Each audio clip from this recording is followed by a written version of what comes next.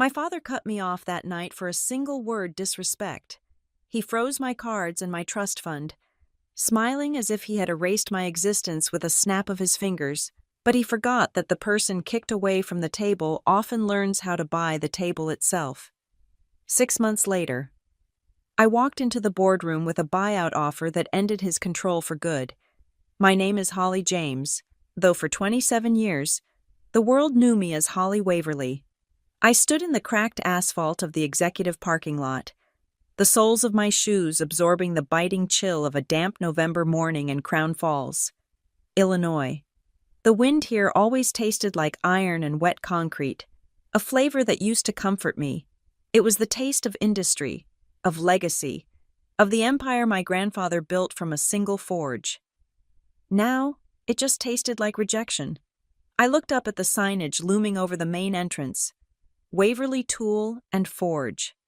The letters were steel, brushed to a matte finish, bolted into the red brick facade that had stood since 1952. I used to look at that building and see my future. I saw the office on the third floor where I analyzed supply chains.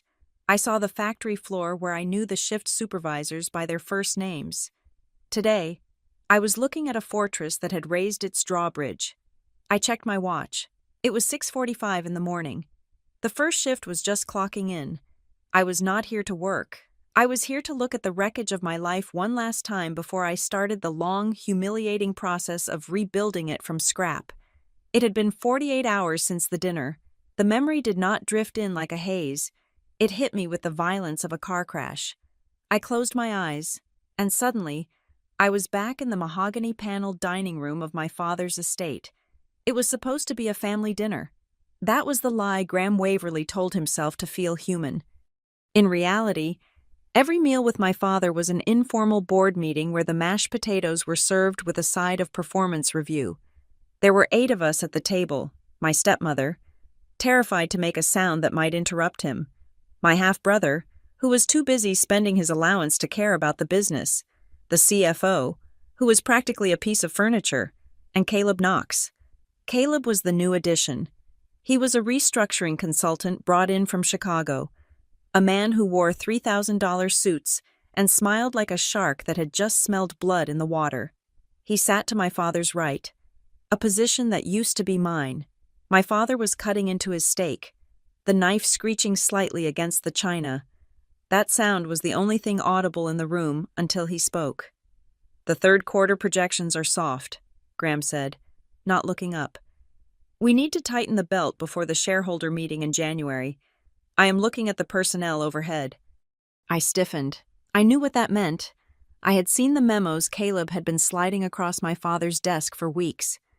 "We are already running lean, Dad," I said, keeping my voice level. "The floor is understaffed as it is. Overtime is up 20% because we haven't hired to replace the retirees." Graham stopped cutting. He did not look at me. He took a sip of his wine, a heavy Cabernet that cost more than most of our line workers made in a week. "Caleb suggests we cap the health savings match," Graham said. "It saves the company 4% on the bottom line immediately. It makes the EBITDA look very attractive for the refinancing package." I felt the heat rise in my cheeks. "That is their health care. Dad, we have guys on the floor who have been breathing metal dust for 30 years. You cut that match, and you are effectively cutting their pay during a period of high inflation. It is predatory." The room went dead silent. My stepmother lowered her fork. The CFO stared intently at the centerpiece. Graham finally looked at me. His eyes were the same shade of gray as the steel we manufactured, and just as hard. "Predatory," he repeated, tasting the word. "I am trying to save this company, and you call me predatory." "I am calling it short-sighted," I insisted, though my heart was hammering against my ribs. "You are stripping the assets that make this company run the people just to make a spreadsheet look pretty for a bank loan. It is bad business." Graham placed his knife and fork down with a deliberate, terrifying calmness. He wiped his mouth with a linen napkin and threw it onto the table. "You have become very comfortable, Holly," he said. His voice was not loud. It was a low rumble, the sound of a machine before it engages a gear. You sit in the office I gave you. You drive the car I leased for you. You live in the condo I pay for. And you sit at my table and question my judgment in front of a consultant I hired to save us from ruin. I am the VP of Operations, I said. It is my job to question bad strategy. It is your job to listen.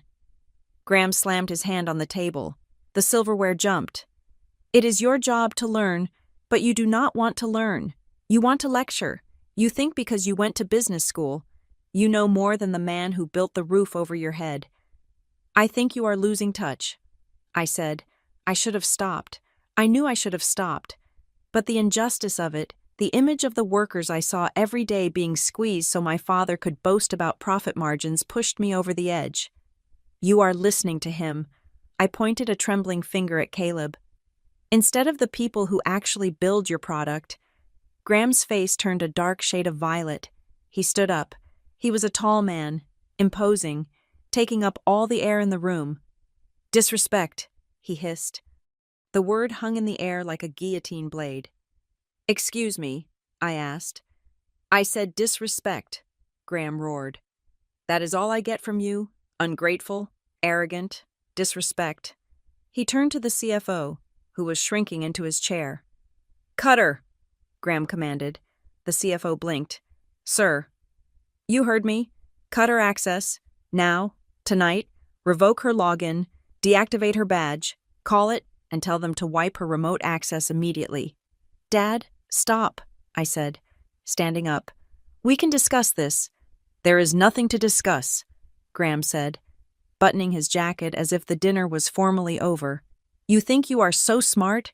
You think you can run things better. Let us see how you run your own life without the Waverly cushion under you. He pointed a finger at my face. From this moment, you are not a Waverly. You are an employee who was terminated for insubordination, and you are a daughter who has been disowned for disrespect. I looked around the table. My stepmother looked away. My brother was checking his phone under the table, oblivious or indifferent. And then I looked at Caleb Knox. He was not looking away. He was watching me with a faint, amused smile. He took a sip of water, his eyes locking with mine. It was a look of pure triumph. He had known exactly which buttons to push to make Graham explode. He had orchestrated this. He needed me out of the way so he could strip the company down to its bones and sell it for parts. I felt a sting of tears, but I bit the inside of my cheek until I tasted copper. I would not cry, not in front of Caleb, not in front of the father who was treating me like a defective part on an assembly line. I straightened my spine. I picked up my purse. I am not asking for anything, I said, my voice shaking only slightly. Keep the money, keep the job, but I want you to remember this moment.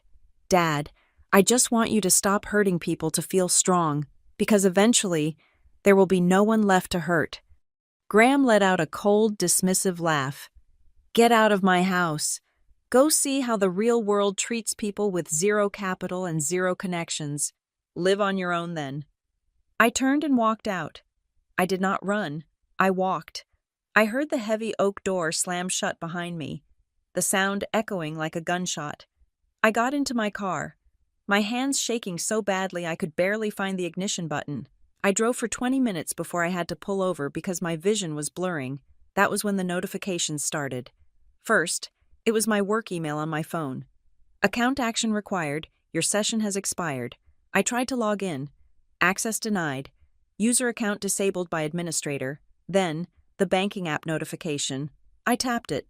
My checking account, which I used for groceries and gas, was joint linked to the family office for accounting convenience, as my father had always insisted. Status frozen. Available balance $0.00.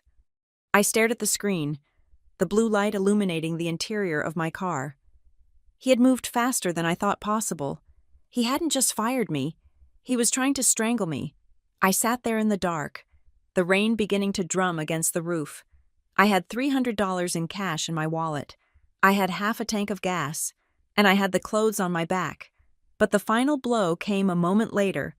A text message from the private wealth management firm that handled the Waverly Family Trust, the trust my mother had set up for me before she died.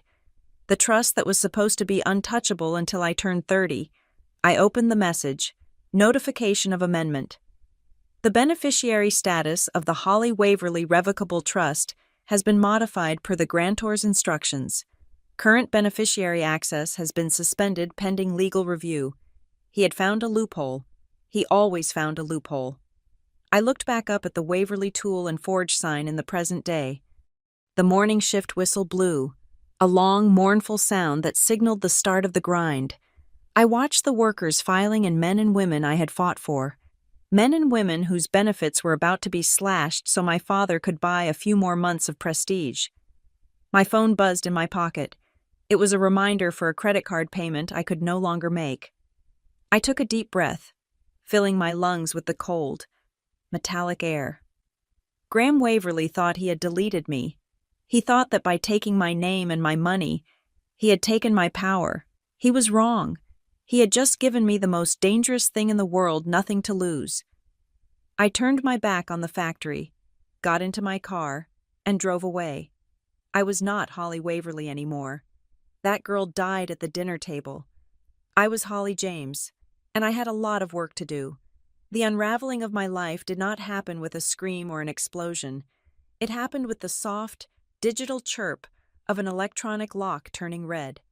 I arrived at my apartment building in downtown Crown Falls 20 minutes after leaving the company parking lot. It was a sleek, glass-fronted building where the rent was $3,500 a month. I had lived there for 3 years. The doorman, a kind older man named Henry, usually tipped his hat to me. Today, he was not at the desk. I pressed my fob against the sensor of the main entrance. It blinked red. I tried it again. Red. A moment later, the heavy glass door was pushed open from the inside, but not for me. It was the building manager, a woman named Sheila, who always sent me Christmas cards praising my punctuality with rent. She did not look like she wanted to send me a card today. She looked pained, clutching a clipboard against her chest like a shield. "Ms. Waverly," she said. Her voice was tight. "I am so sorry. We received a notification from the bank regarding the automatic transfer for this month and the lease guarantee." "The lease is in my name, Sheila," I said, though I already knew the answer. The lease was in my name, but the guarantor, the financial backbone that allowed a 20-something to rent a penthouse suite, was Waverly Holdings. The guarantor withdrew the security deposit and canceled the standing payment order 2 hours ago, she said, reciting the legal reality. "Under the terms of your lease, without a valid guarantor or 6 months of rent paid in advance, we have to initiate a lockout. The system does it automatically. 6 months of rent. That was $21,000. I had $300 in my wallet." "How long do I have?" I asked. "Technically, the lock is already engaged," she said, looking down at her shoes. "But I can give you a 48-hour maintenance pass. You can get your things. After that, we have to list the unit." 48 hours. That was how long it took to erase a lifestyle. The next 2 days were a blur of cardboard and packing tape. I did not have money for movers, so I sold my designer handbags to a consignment shop downtown for pennies on the dollar, just to rent a U-Haul truck and a storage unit on the outskirts of town. I packed my life into brown boxes, the clothes, the books, the expensive espresso machine I had never learned to use properly. Every time I took a break, I picked up my phone, I dialed my father's personal cell. It rang 4 times, then clicked to voicemail. "You have reached Graham Waverly. Leave a message."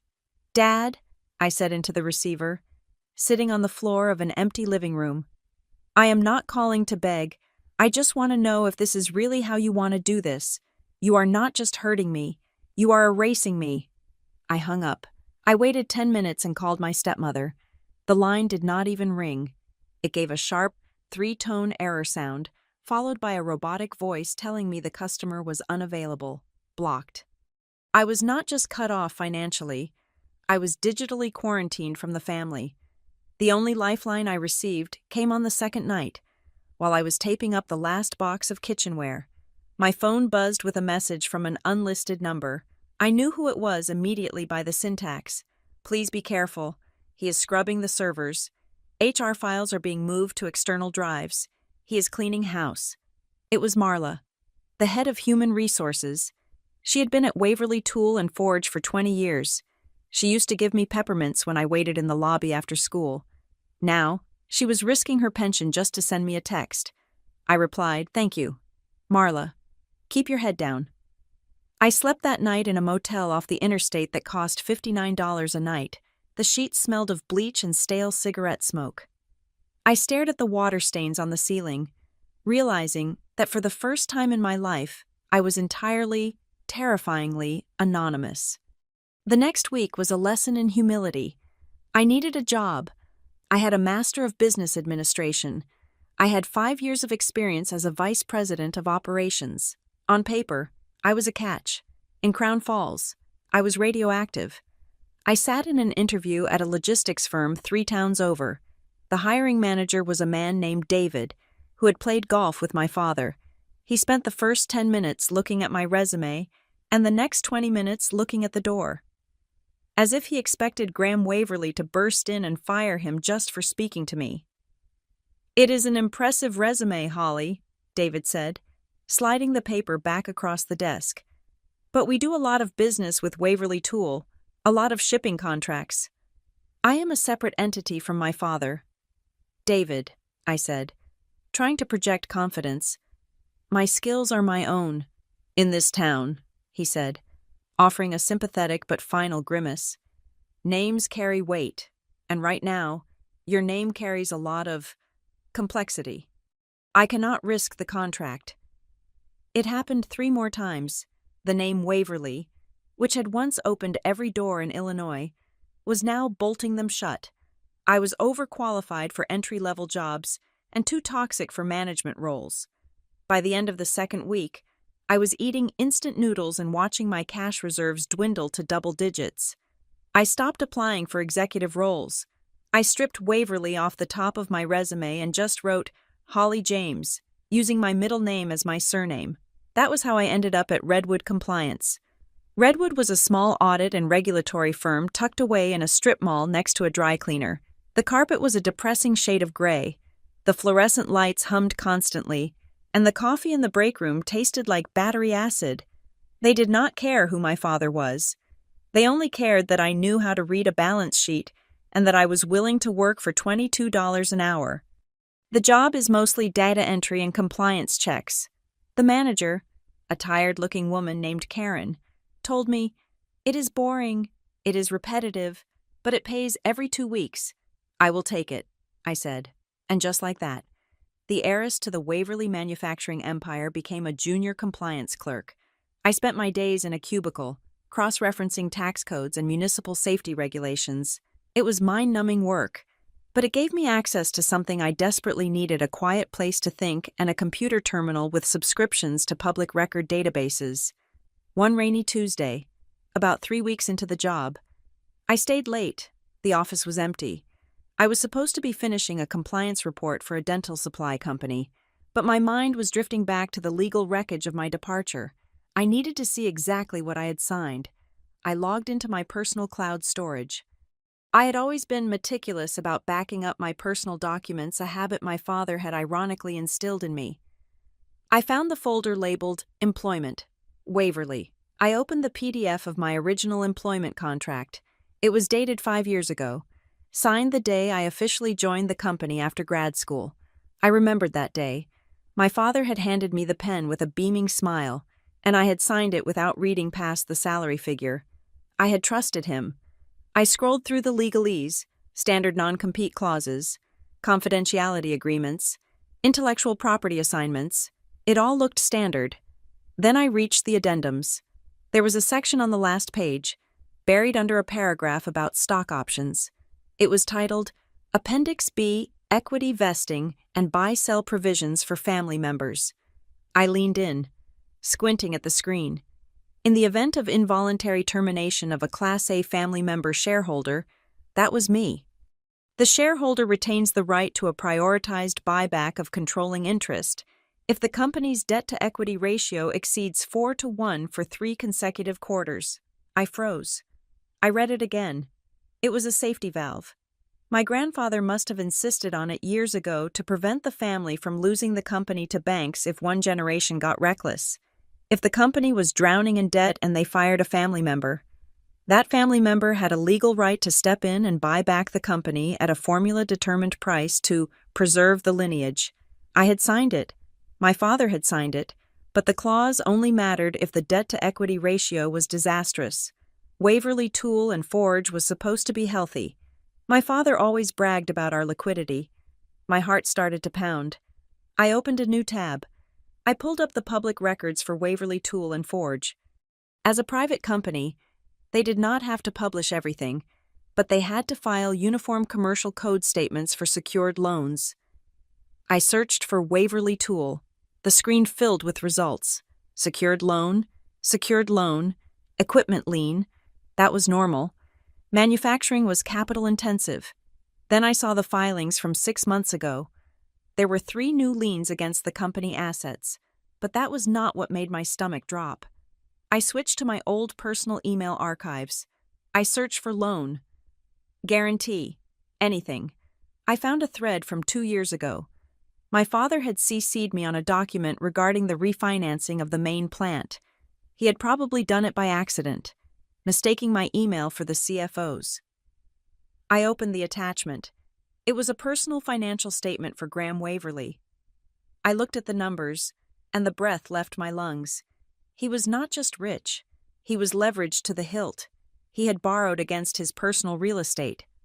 He had borrowed against his future stock dividends. He had taken out personal loans to inject cash into the company to make the quarterly reports look good. The profit he boasted about at dinner parties was an illusion. He was propping up the company with personal debt to maintain the appearance of success. He was robbing Peter to pay Paul, and he was using the workers' benefits like the health savings match he had just cut to service the interest on his own bad decisions. I sat back in the cheap office chair. The hum of the fluorescent light suddenly deafening. It all made sense. The anger, the desperation, the influence of Caleb Knox. Caleb wasn't just a consultant. He was a vulture. He knew. He must have seen the books and realized my father was drowning. Caleb was cutting costs not to save the company for the long term, but to squeeze out enough cash to pay off the creditors before the house of cards collapsed. And my father. He had cut me off not because I was disrespectful. That was just the excuse. He had cut me off because I was the only one asking questions. I was the one pointing out the cracks in the hull. He needed total obedience because he was terrified. He was walking a tightrope over a pit of debt, and he needed everyone to shut up and hold their breath. He wasn't a titan of industry. He was a frightened man trying to keep up appearances while the water rose around his neck. I looked at the buy-sell clause again. Prioritized buyback. If debt-to-equity ratio exceeds. I pulled out a notepad and did the math. Based on the liens I saw and the revenue drop he had admitted to at dinner, the ratio was climbing. He was close. He was so incredibly close to the trigger point. I stared at the screen until my eyes burned. For the last 2 weeks, I had been mourning the loss of a father. I had been waiting for him to call, to apologize, to tell me it was a mistake. I had wanted him to say he loved me more than his pride, but looking at those numbers, I realized something cold and hard. He didn't own the table anymore. The bank did. I closed the laptop. I picked up my purse. I walked out of Redwood Compliance into the cool night air. The rain had stopped. The streetlights reflected in the puddles on the asphalt. I did not feel like crying anymore. The knot of grief in my chest began to loosen, replaced by a cold, sharp clarity. I did not need their apology. Apologies were words, and words were cheap. My father had taught me that. I needed to stop them. I needed to wait. I needed to watch. And when the numbers aligned, when he inevitably tripped over his own ego and violated the covenants of those massive loans, I needed to be ready. I got into my used sedan and started the engine. The dashboard clock read 9:15. I wasn't Holly Waverly, the victim. I was Holly James, the compliance clerk. And I had just found the weapon that would bring the king to his knees. "Okay, Dad," I whispered to the empty car. "You want to play by the numbers? Let us play." I put the car in gear and drove home to my empty apartment. I had a lot of reading to do. The public library in Crown Falls became my war room. It was the only place where the internet was high speed, free, and most importantly, anonymous. I sat at a corner terminal, surrounded by students studying for midterms and retirees reading newspapers, while I dismantled my father's empire piece by digital piece. I was no longer looking for a job. I was looking for a leverage point. I started with the boring stuff. Most people think corporate scandals are found in secret recordings or dramatic confessions. They are not. They are buried in the footnotes of PDF files that nobody bothers to read. I spent 3 days combing through the municipal procurement portal of Crown Falls. Waverly Tool and Forge was not just a private manufacturer. We were a primary supplier for the city. We made the manhole covers, the storm drain grates, and the specialized brackets for the traffic light assemblies. I found the current contract. It was a massive document, 150 pages of bureaucratic text signed 18 months ago. I scrolled until my eyes watered, looking for the termination clauses, and there it was. Section 14, Paragraph C, the Morality and Ethical Standing Clause. The city reserves the right to terminate this agreement immediately if the vendor or its principal officers are found to be in violation of labor laws, engaged in financial malfeasance, or involved in public scandals that could damage the reputation of the municipality. I leaned back in the hard wooden chair. This contract represented roughly 40% of Waverly's guaranteed annual revenue. It was the anchor that kept the ship steady. If the city pulled this contract, the cash flow would dry up within 30 days. And if the cash flow dried up, the loan covenants, the ones I had discovered in my previous late-night session, would snap shut like a bear trap. My father was standing on a trap door, and he did not even know he had handed me the lever. But I needed more than just a clause. I needed a violation. I took a break and walked to the lobby to get a drink of water. A local news station was playing on a mounted television near the checkout desk. I froze. There was Caleb Knox. He was standing on the steps of the Waverly Administration Building, wearing a navy suit that fit him too perfectly. A reporter was shoving a microphone in his face. The chyron at the bottom of the screen read, "Waverly Family Dispute Restructuring Officer Speaks." "We are all very concerned for Holly," Caleb was saying, his voice dripping with synthetic sympathy. "Restructuring a legacy company is always difficult, and sometimes the pressure causes cracks in the family dynamic. Holly is unstable right now. She lashed out at her father. She abandoned her post, and we just hope she gets the help she needs. We are focused on saving jobs here." Unstable, abandoned her post. He was controlling the narrative. He was painting me as the erratic daughter who couldn't handle the heat, while he positioned himself as the savior of the working man. It was a brilliant, disgusting move. By discrediting me publicly, he ensured that if I ever tried to speak out, it would look like the ramblings of a bitter, disowned child. I watched him smile at the camera, a shark in human skin. I did not feel the urge to scream. I did not feel the urge to call the station and defend myself. That is what the old Holly would have done. The new Holly just took a sip of lukewarm water and memorized the time of the broadcast. He wanted a villain fine. But he was forgetting that villains are usually the ones who do the homework. I needed proof that the restructuring was a lie. I needed to prove that the pain being inflicted on the workers wasn't necessary for survival, but a choice made to cover up greed. I went to my car and drove to a prepaid phone store. I bought a cheap burner phone with cash. I sat in the parking lot and texted Marla. Aisle 9, the Supermart on 4th, 20 minutes. Bring the timeline. I did not wait for a reply. I drove to the grocery store. I grabbed a cart and walked to the cereal aisle. Aisle 9. I pretended to read the nutrition label on a box of bran flakes. 10 minutes later, Marla appeared. She looked tired. Her eyes were rimmed with red, and she was clutching her purse tight against her side. She parked her cart next to mine. She didn't look at me. She looked at the shelf. "They are auditing everyone's emails," she whispered, picking up a box of oatmeal. "Caleb fired the IT director yesterday, brought in his own guys. They are scrubbing everything. Did you get it?" I asked, my voice low. Marla slid a folded piece of paper from under her purse into my cart, right between two boxes of cereal. "This is the internal memo regarding the suspension of the health savings match," she said. "And the second page is the notification from payroll about the executive bonus pool being reallocated." "Thank you. Marla, you need to distance yourself from me now. Delete my number." "Holly," she said, her voice trembling. "He is gutting the pension fund next. I heard them talking in the conference room. They are going to switch the defined benefit plan to a 401k with no match. You have to stop him." "I will," I said. "Go." She walked away. I waited 2 minutes, paid for my cereal with cash, and left, back in my car. I unfolded the paper. The memo announcing the cut to the workers' health benefits was dated October 14th. I pulled out the notebook where I had written down the details of my father's personal loan documents, the ones I had found in my email archives.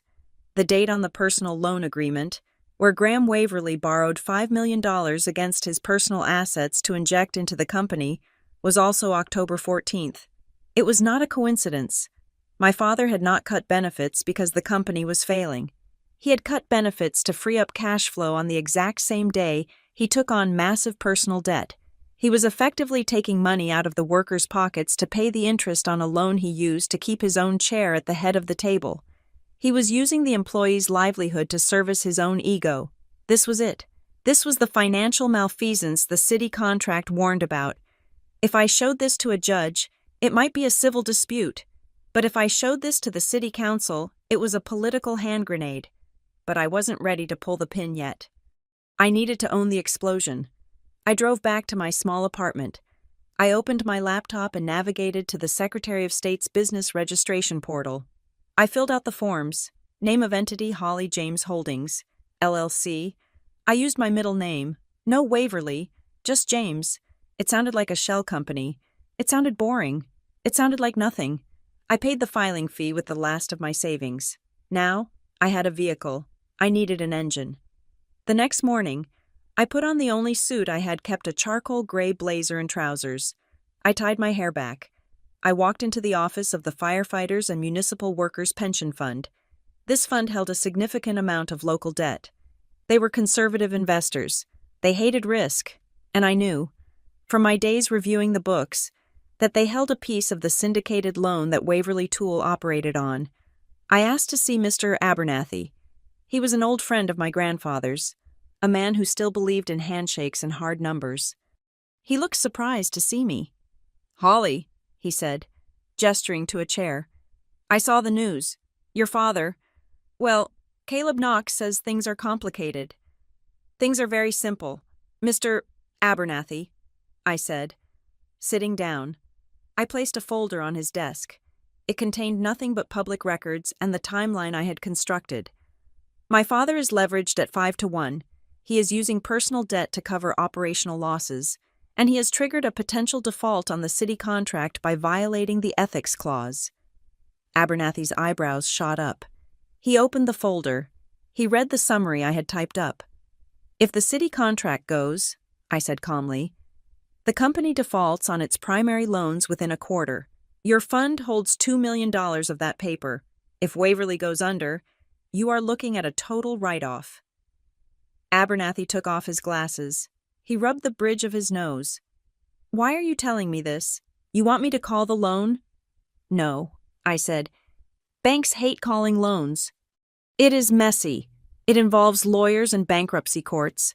Banks prefer to sell bad debt to someone else and take a small loss just to get it off their books." I leaned forward. "I want you to know that there is a buyer in the market, a quiet buyer, Holly James Holdings, LLC. If your credit committee decides that the Waverly paper is too toxic to hold, this entity is willing to buy the debt note at 80 cents on the dollar." Abernathy looked at me, really looked at me. He saw the fatigue in my eyes, but he also saw the steel. "You do not have the capital to buy $2 million of debt, Holly," he said softly. "Not yet," I admitted, "but I have the structure, and I know the bank that holds the primary mortgage is even more scared than you are. I am going to see them next. If I get the primary holder to agree to a transfer of rights, the smaller holders like you will follow. You are betting against your own inheritance, he said. There is no inheritance left. Mr. Abernathy, there is only a carcass that Caleb Knox is picking clean. I am trying to buy the bones so I can rebuild the body. Abernathy looked down at the papers again. He saw the risk. He saw the inevitable crash. If you can secure the financing, he said slowly, I will recommend to the committee that we offload the asset. We have a fiduciary duty to our pensioners. We cannot hold on to a sinking ship just for old times' sake. Thank you, I said. I walked out of his office. My heart was hammering, but my hands were steady. I went to the nearest bank branch not to withdraw money, but to deposit a check from Redwood Compliance for $800. I stood in line, looking at the people around me. They were buying groceries, paying bills, worrying about gas prices. I was done worrying. I wasn't buying a new apartment. I wasn't buying a car. I wasn't buying clothes to replace the ones I had lost. I was buying paper. I was buying debt. I was buying the invisible chains that bound my father to his throne. I took the deposit slip. I looked at the balance.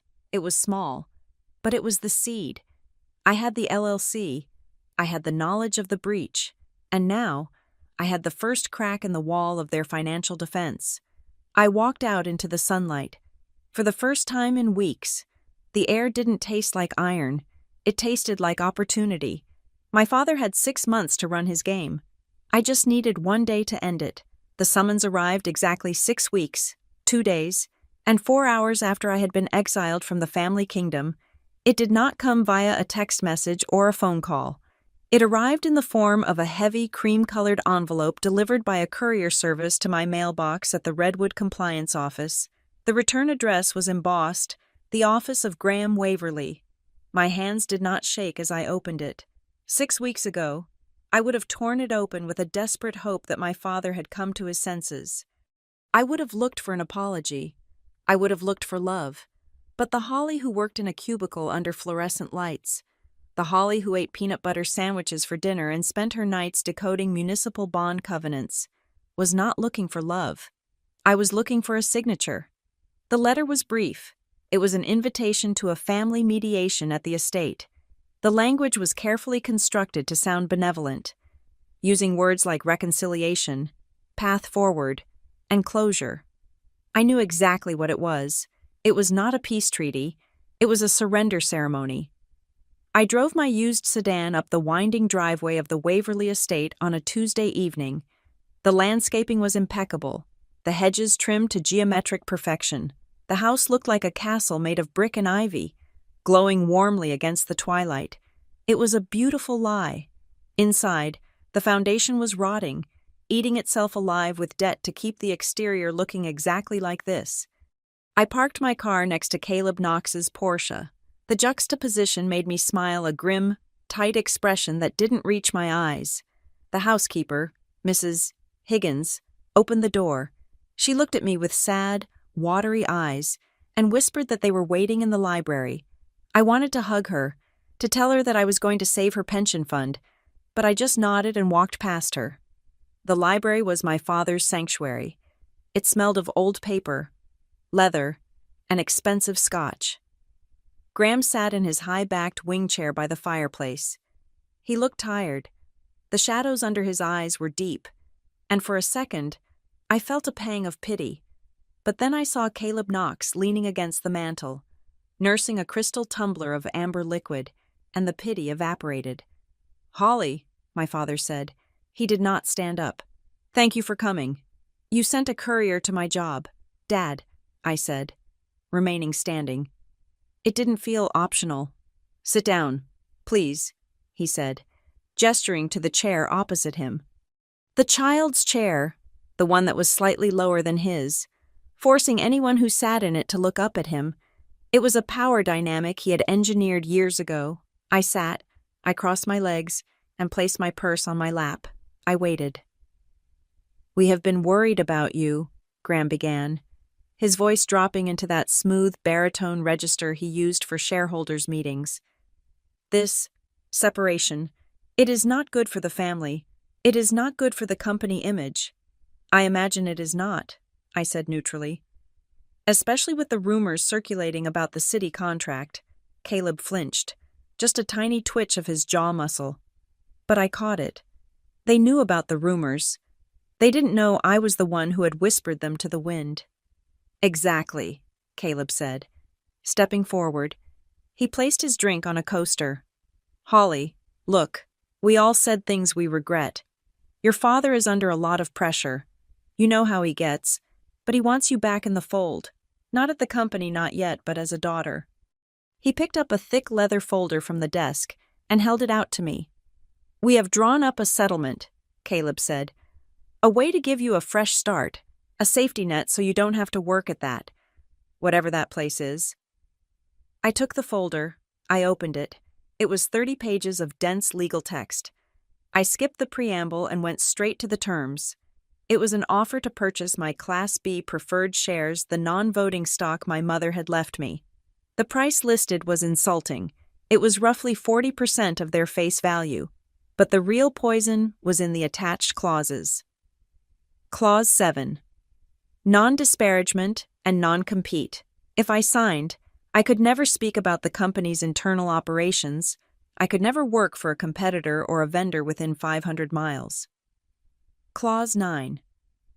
Total waiver of claims, by signing. I would forfeit any right to sue for wrongful termination or audit the family trust. It is a generous offer, my father said, watching my face. Enough to buy a nice house, start a small business, a boutique, maybe something manageable. He was trying to buy my silence. He needed those shares back because if I held them, I technically had a right to see the annual financial reports. He needed me gone, fully and legally, before the end of the fiscal year. You want me to sell my birthright for pennies, I said, looking up from the paper.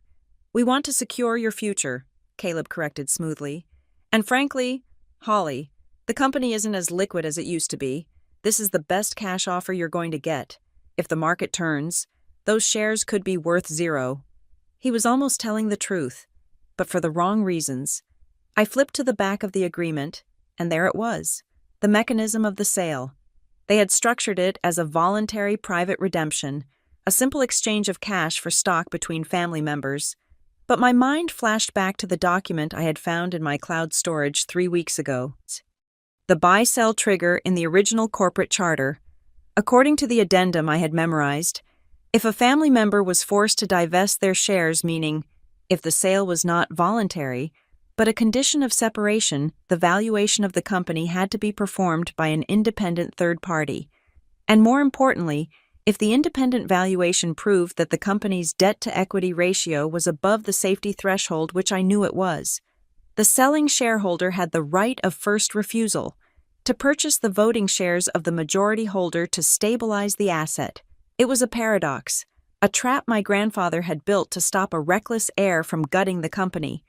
If the company was healthy, the dad could buy out the kid. But if the company was sick, if it was drowning in debt, the kid had the right to buy out the dad to save the ship. Caleb didn't know about the addendum. He was too new. He had only read the current bylaws. He hadn't gone back to the 1980s charter where the family protective covenant was buried. I looked at Graham.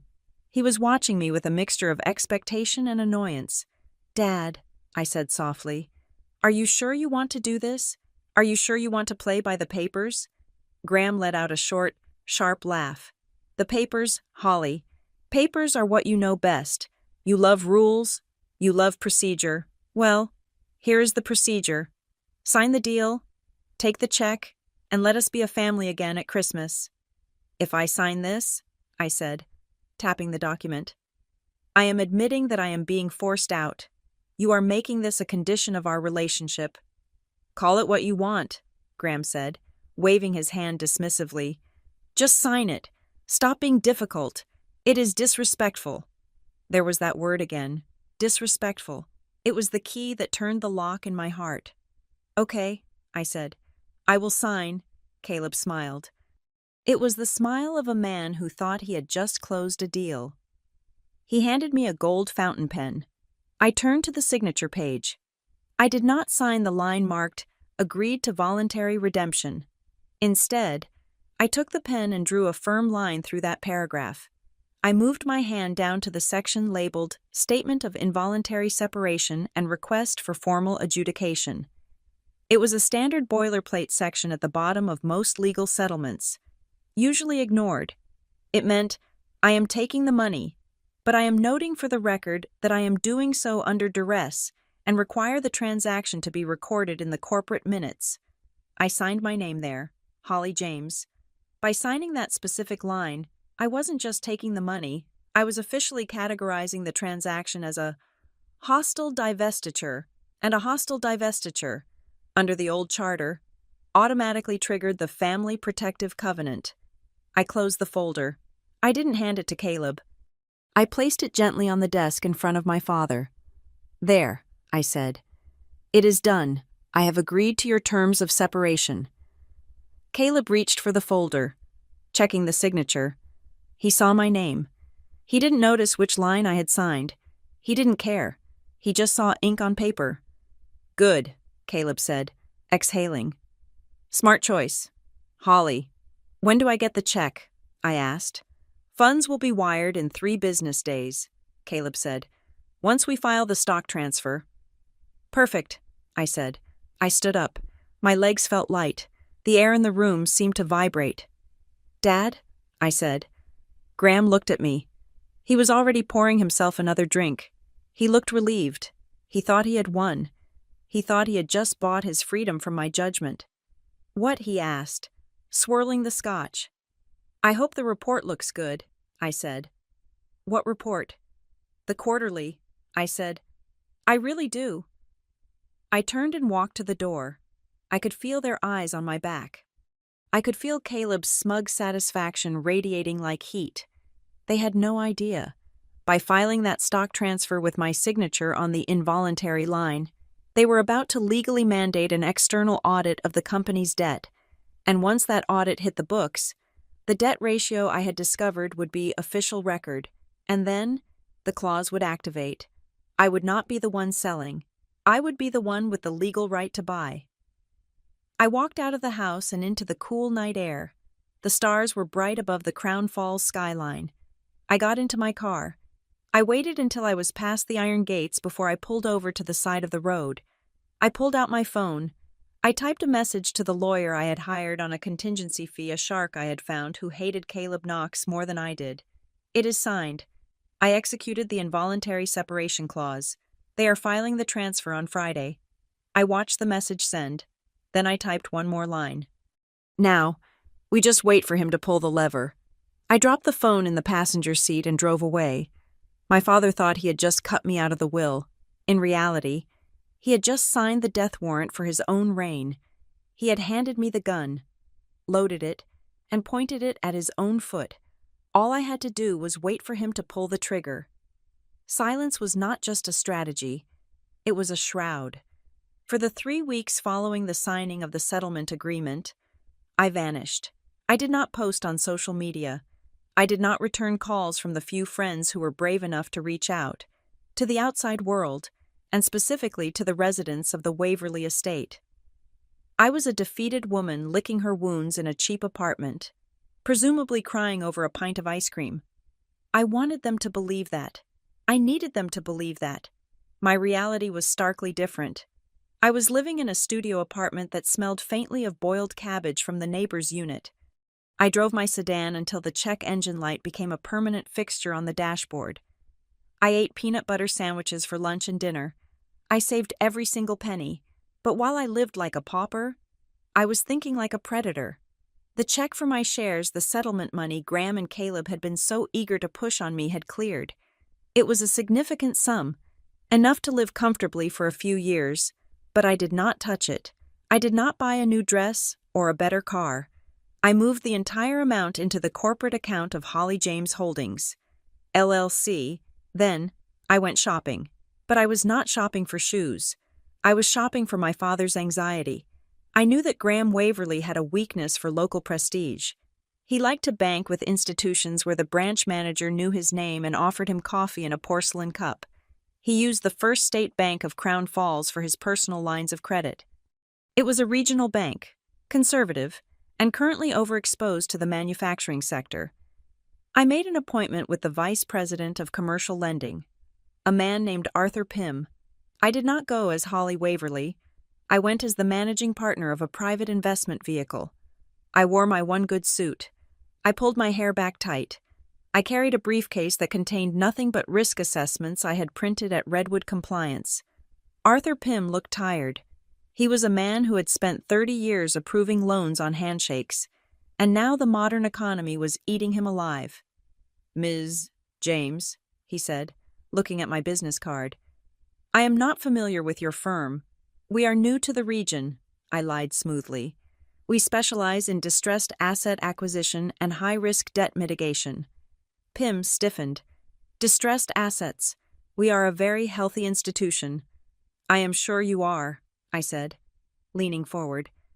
"But I have done my due diligence on the local market. I know you hold a significant portion of the personal debt for several high-net-worth individuals in the manufacturing sector, specifically, unsecured personal lines of credit that are being used to float operating costs." I did not say Graham's name. I did not have to. Pym's eyes flickered. He knew exactly who I was talking about. "We do not discuss client portfolios," he said, his voice tight. "Of course not," I said. "But let us speak hypothetically. If you held a note for, say, $2 million against an individual whose primary asset, his company stock, was about to undergo a significant devaluation due to a potential city contract default, that note would become toxic on your books before the end of the quarter." Pym went pale. The rumors about the city contract were spreading faster than I thought. "Hypothetically," I continued, "if an investor were willing to purchase a tranche of that debt, let us say $500,000 of the riskiest unsecured portion at face value, effectively removing that risk from your balance sheet today, would you be interested?" Pym looked at me. He was doing the mental math. If Graham went under, the bank would lose everything. If he sold a piece of the debt to me now, he guaranteed a return on at least a portion of it. He could show his board that he was diversifying risk. "Why would you want to buy bad paper?" he asked suspiciously. "I like the yield," I said, keeping my face blank. "And I believe in the long-term recovery of American manufacturing. I am willing to hold the bag for a while. But I have conditions." "What conditions?" "I want full assignment rights," I said. "I become the creditor of record for that portion, and I want the transfer to be silent. The debtor is not notified until the next billing cycle." Pym hesitated. It was irregular, but the fear in his eyes was stronger than his adherence to protocol. He was terrified of the upcoming bank audit. He needed to clean his books. "If you have the cash," Pym said slowly, "we might be able to structure a sale of the participation interest." "I have the cash," I said, "and I can wire it this afternoon." It took 3 days to finalize the paperwork. When it was done, Holly James Holdings, LLC owned a $500,000 slice of Graham Waverly's personal debt. It wasn't the whole pie, but it was enough to give me a seat at the table. More importantly, it gave me access to the loan agreement itself. I sat in my apartment that night, reading the fine print of the document I had just purchased. It was a standard commercial loan agreement, but Graham, in his arrogance, had agreed to a specific covenant to get a lower interest rate. Clause 14B, the cross-default provision. In the event that the borrower fails to maintain a personal debt-to-income ratio of less than 40%, or if any other obligation of the borrower exceeding $100,000 is declared in default, this loan shall be immediately due and payable in full. My heart raced. Graham was using his personal assets to guarantee the company loans. He was cross-collateralized. If I could prove he was in default on one thing, I could trigger a domino effect that would make everything due at once. But I needed to be sure. I needed to see the whole picture. I went back to work at Redwood Compliance.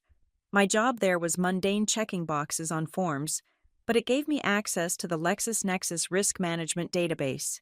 It was a tool used by auditors to check the creditworthiness of vendors. I stayed late every night. I told my boss I was just catching up on filing. In reality, I was building a map. I mapped every loan, every lien, every credit line attached to the name Waverly. And that was when I saw it. A blip, a tremor in the web. Caleb Knox was moving money. I saw a series of inquiries on the credit report for Waverly Tool and Forge. They were from high-risk lenders, the kind of places that charged 20% interest and broke your kneecaps if you missed a payment. Predatory mezzanine financing. Caleb was trying to plug the holes. He was borrowing from Peter to pay Paul, and then borrowing from Lucifer to pay Peter. But then, something strange happened. I was monitoring the logs when I saw a query from Caleb's office.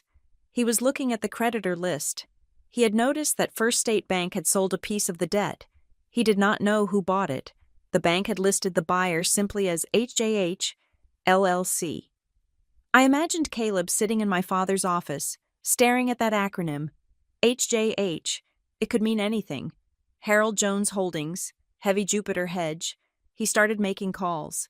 I knew this because I saw the inquiries ripple out.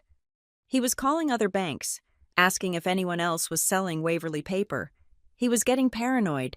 He smelled a rat, but he couldn't find the tail. "Who are you?" I whispered to the screen, imagining him sweating in his $3,000 suit. "Come on, Caleb. You are the genius. Figure it out." He couldn't, because to him, I was irrelevant. I was the emotional daughter who had taken her settlement money and run away to cry. The idea that I was the one buying the debt was so far outside his worldview that it didn't even register as a possibility. But I needed one more piece of ammunition. The cross-default provision required a trigger. I needed Graham to miss a payment, or to violate a ratio. I looked at the calendar. It was almost the end of the quarter. The company needed to submit its compliance certificate to the primary lender. This certificate stated that the company was meeting all its financial ratios. If Graham signed that certificate and the numbers were fake, it was fraud. If he signed it and the numbers were real, he would be in default because the company was bleeding cash. It was a catch-22, and I knew exactly how to tighten the noose. I used my access at Redwood to pull the property tax records for the factory. Graham had deferred the property taxes. It was a small thing, a way to save cash flow. He hadn't paid the county tax bill for 6 months. I smiled. Unpaid taxes were a technical default under the loan agreement I now owned a piece of. It was small, it was petty, it was perfect. I drafted a formal letter, not as Holly, but as the legal representative of HJH LLC. To Mr. Graham Waverly. Reference Loan Agreement 4922B. Notice of Covenant Violation.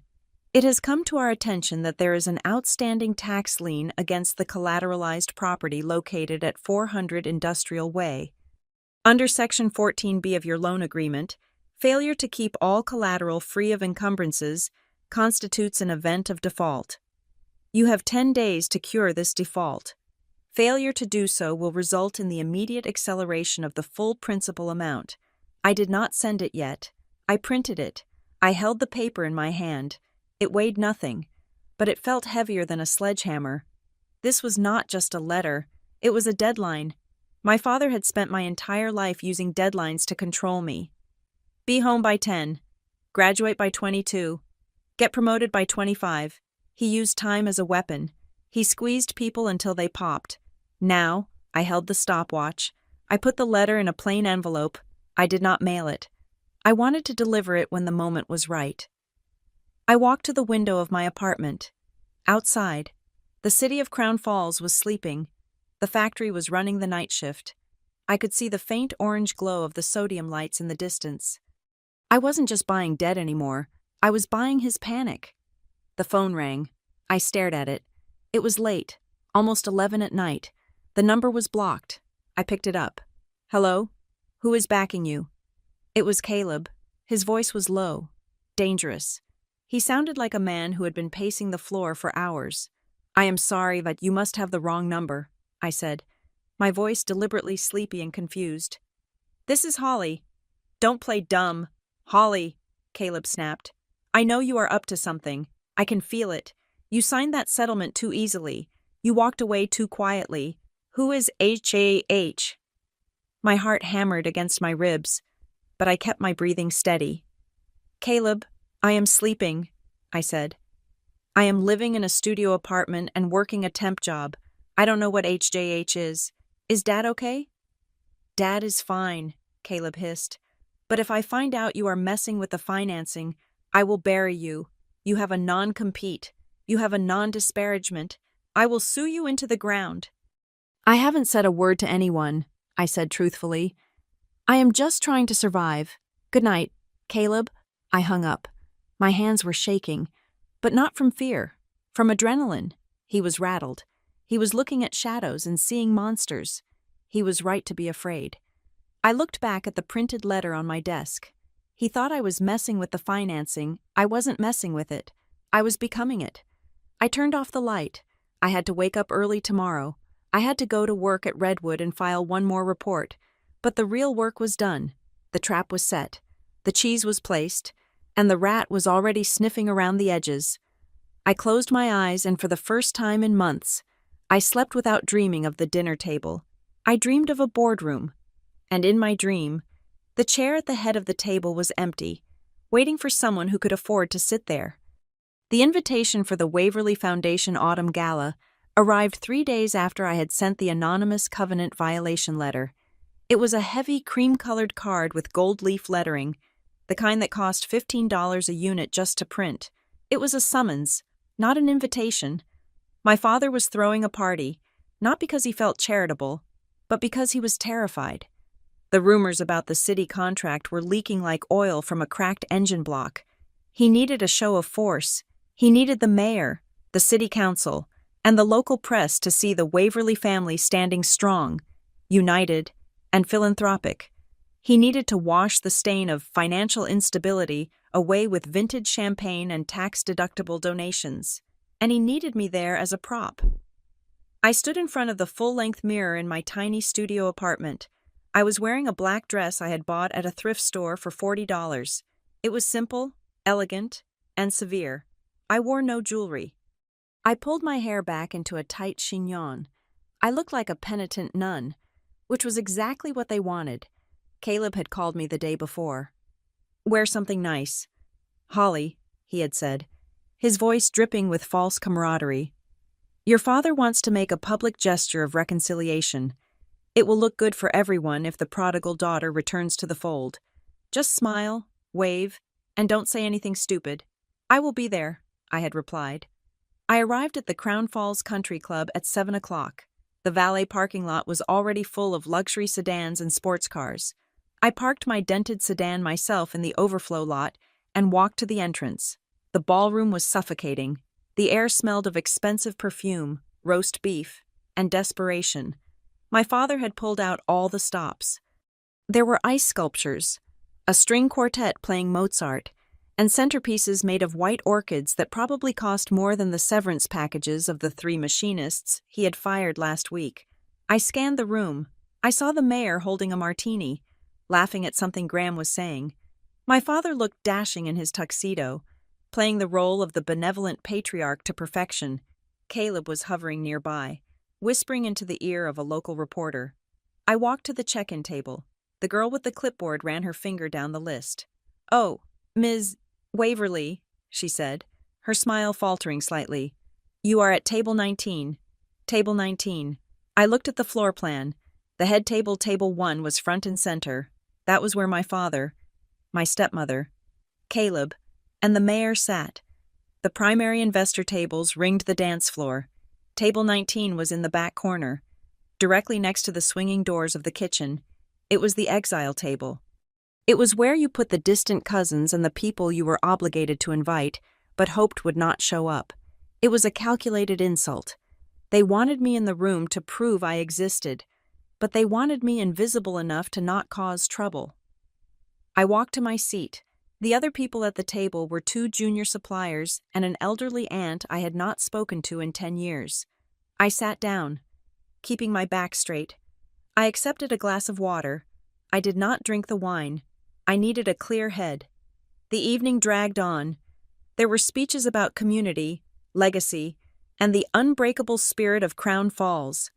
My father gave a toast that was so self-aggrandizing I almost laughed out loud.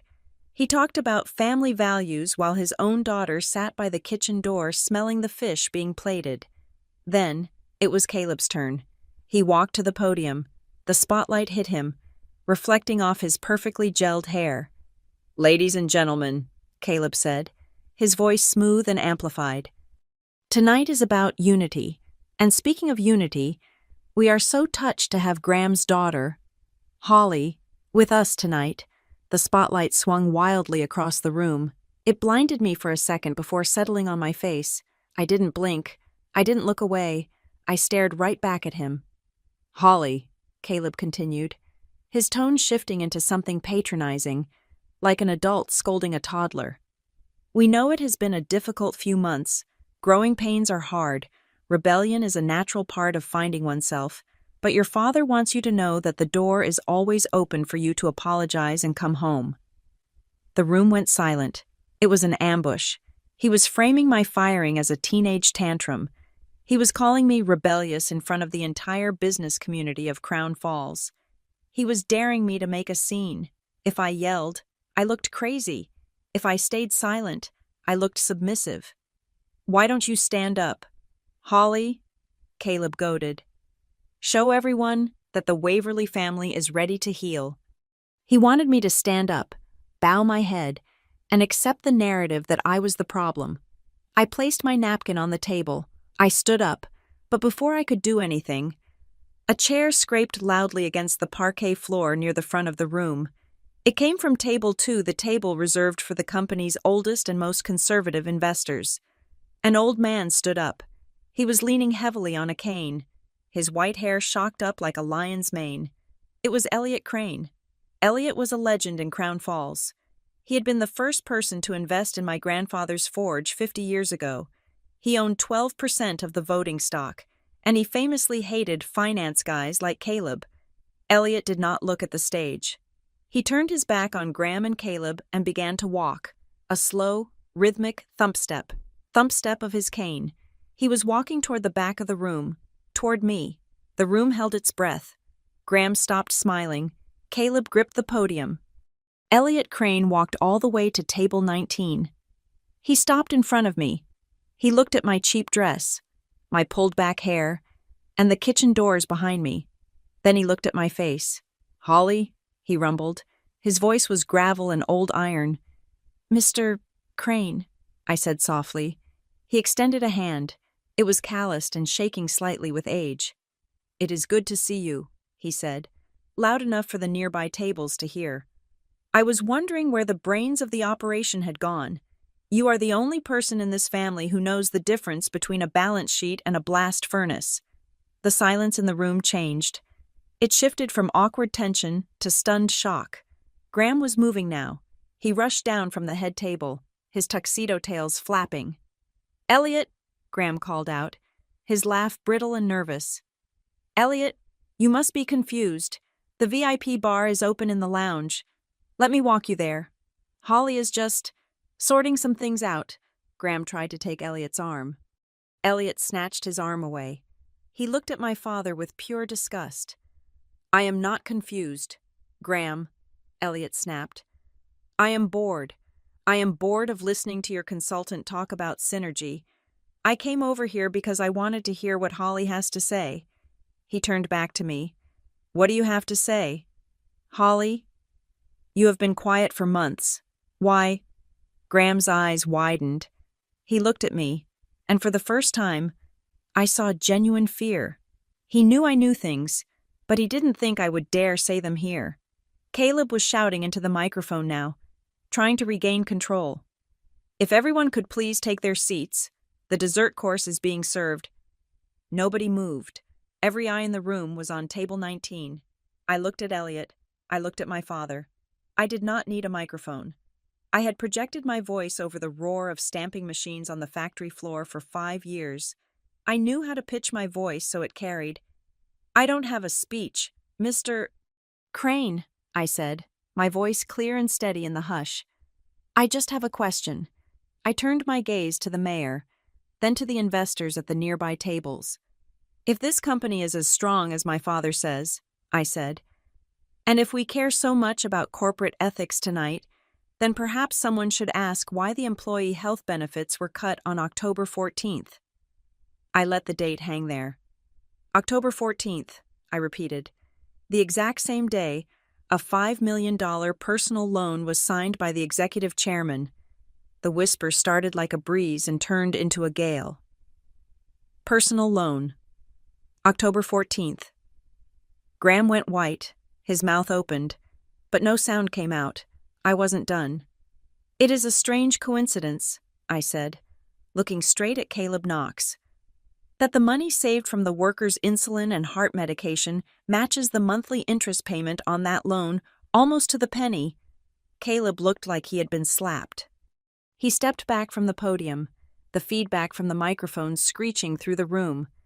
"That is a lie," Graham shouted, finding his voice. "She is lying.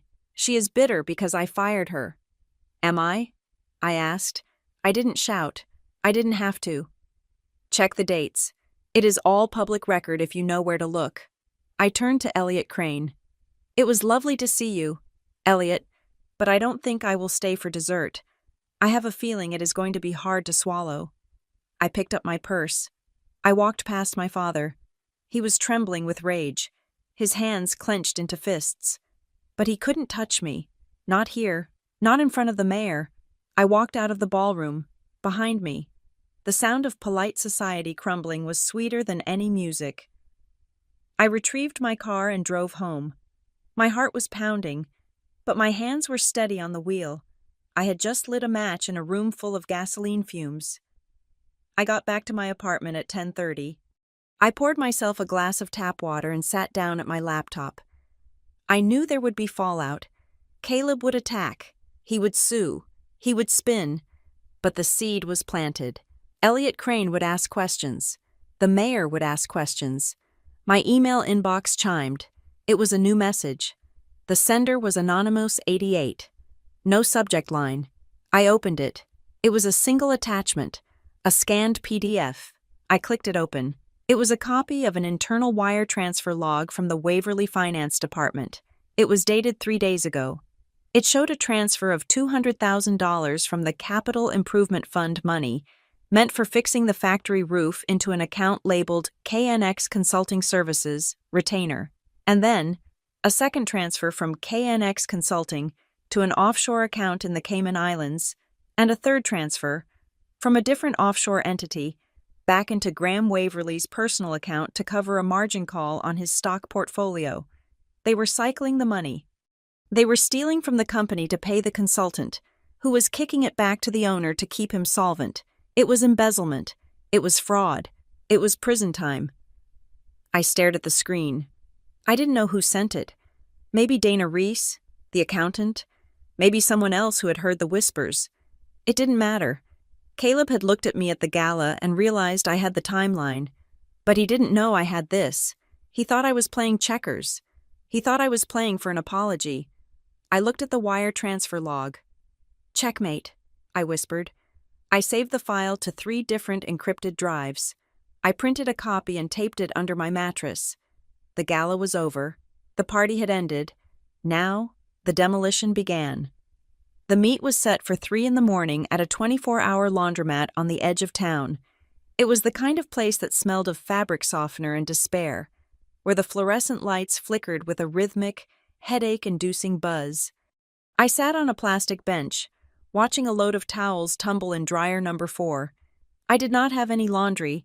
I just had a burning need to know who Anonymous88 was. At 3:10, the glass door pushed open. It wasn't a corporate spy. It wasn't a rival executive. It was Dana Reese. Dana was a junior accountant at Waverly Tool. She was 24, fresh out of college, and looked like she hadn't slept in a week. She was wearing a hoodie pulled up over her head, and her hands were shaking so badly she could barely hold her car keys. "Holly," she whispered, looking around at the empty rows of washing machines. "Oh my God, I shouldn't be here." "It is okay, Dinah," I said, keeping my voice low and calm. "You are safe. Why did you send me the wire logs?" Dana sat down next to me, leaving a foot of space between us. She was twisting a ring on her finger. "Because he is going to pin it on you," she said. The words came out in a rush, like water bursting through a dam. I frowned. Pin what on me? I haven't worked there in 2 months. That is what I thought, Dana said. But yesterday, Caleb asked me to pull the archive logs for the ERP system. He wanted access to the approval timestamps for the last 3 quarters. He made me unlock the admin privileges. She looked at me, her eyes wide with terror. Holly, I saw him logging in. He wasn't using his ID. He was using yours. The air in the laundromat suddenly felt very cold. My access was revoked, I said, on the night I was fired. He reactivated it locally, Dana explained. He is going back into the records. He is modifying the approval metadata on the bad loans and the benefit cuts. He is changing the user tag from Executive Committee to H. Waverly. He is building a digital paper trail that makes it look like you authorized the financial mismanagement before you left. I felt a wave of nausea. It wasn't enough to fire me. It wasn't enough to humiliate me. Caleb Knox intended to send me to prison. He was setting me up to be the fall guy for the inevitable collapse. When the auditors came, he would point to the system and say, "Look, the daughter did it. That is why we had to fire her." "Why are you telling me this?" I asked. "If he catches you, you lose your job." "Because I found out who he is," Dana said. She reached into her hoodie pocket and pulled out a folded flash drive. She pressed it into my hand.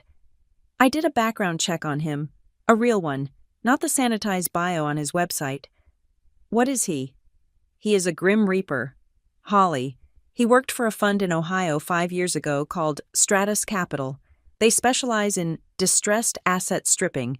He goes into family companies, loads them with debt, transfers the liquid cash to shell companies as consulting fees, and then bankrupts the original business to sell the real estate. He has been sued 4 times for predatory restructuring. Civil suits. Yes, settled out of court. Sealed records, but I found a deposition transcript on a legal forum. It is all in there." She stood up abruptly. "I have to go. If my keycard swipes into the building late tomorrow, he will know." "Dana," I said, grabbing her wrist gently. "You are brave. Thank you." "I am not brave," she said, pulling away. "I am just not a criminal, and I don't want to go to jail for him." She ran out into the night. I sat there for another 10 minutes, gripping the flash drive. The dryer buzzed, signaling the end of the cycle. I didn't go home. I drove straight to the house of the contingency lawyer I had retained, a man named Marcus Vance who operated out of a converted townhouse. I woke him up at 4 a.m. "This is not a civil dispute anymore," I told him as we sat in his kitchen, the flash drive plugged into his air-gapped laptop. "This is conspiracy to commit fraud." Marcus reviewed the files Dana had provided. He looked at the deposition from Ohio. He looked at the wire logs. "We need a firewall," Marcus said, rubbing his face. "We need to log this evidence with a third party immediately to establish a timeline. If Caleb changes the metadata tomorrow, we need proof that we had this data today, and we need to file for whistleblower protection for your source." "Do it," I said. "Lock it down." But as Marcus worked, I started reading the other files on the drive documents Dana had scraped from the shared server before she fled. There was a folder labeled Pension Fund Strategy. I opened it. It was a memo from Caleb to my father, dated 2 weeks before the dinner where I was fired. Subject collateralization of defined benefit plan. Graham, in order to secure the mezzanine financing, we need to pledge the employee pension fund as a secondary guarantee. The current trustee structure requires dual signatures, yours and the VP of Operations. Based on previous interactions, Holly will not sign this. Her fiduciary stance is too conservative. Recommendation: remove the obstacle to facilitate the pledge. I stared at the screen until the words blurred. The dinner, the argument about health benefits, the accusation of disrespect. It was all theater. My father hadn't fired me because I embarrassed him. He hadn't fired me because I was ungrateful. He fired me because I was the legal guardian of the workers' retirement money. As long as I was the vice president of operations, my signature was required to use that money as collateral for his loans. He knew I would never let him gamble with the workers' future.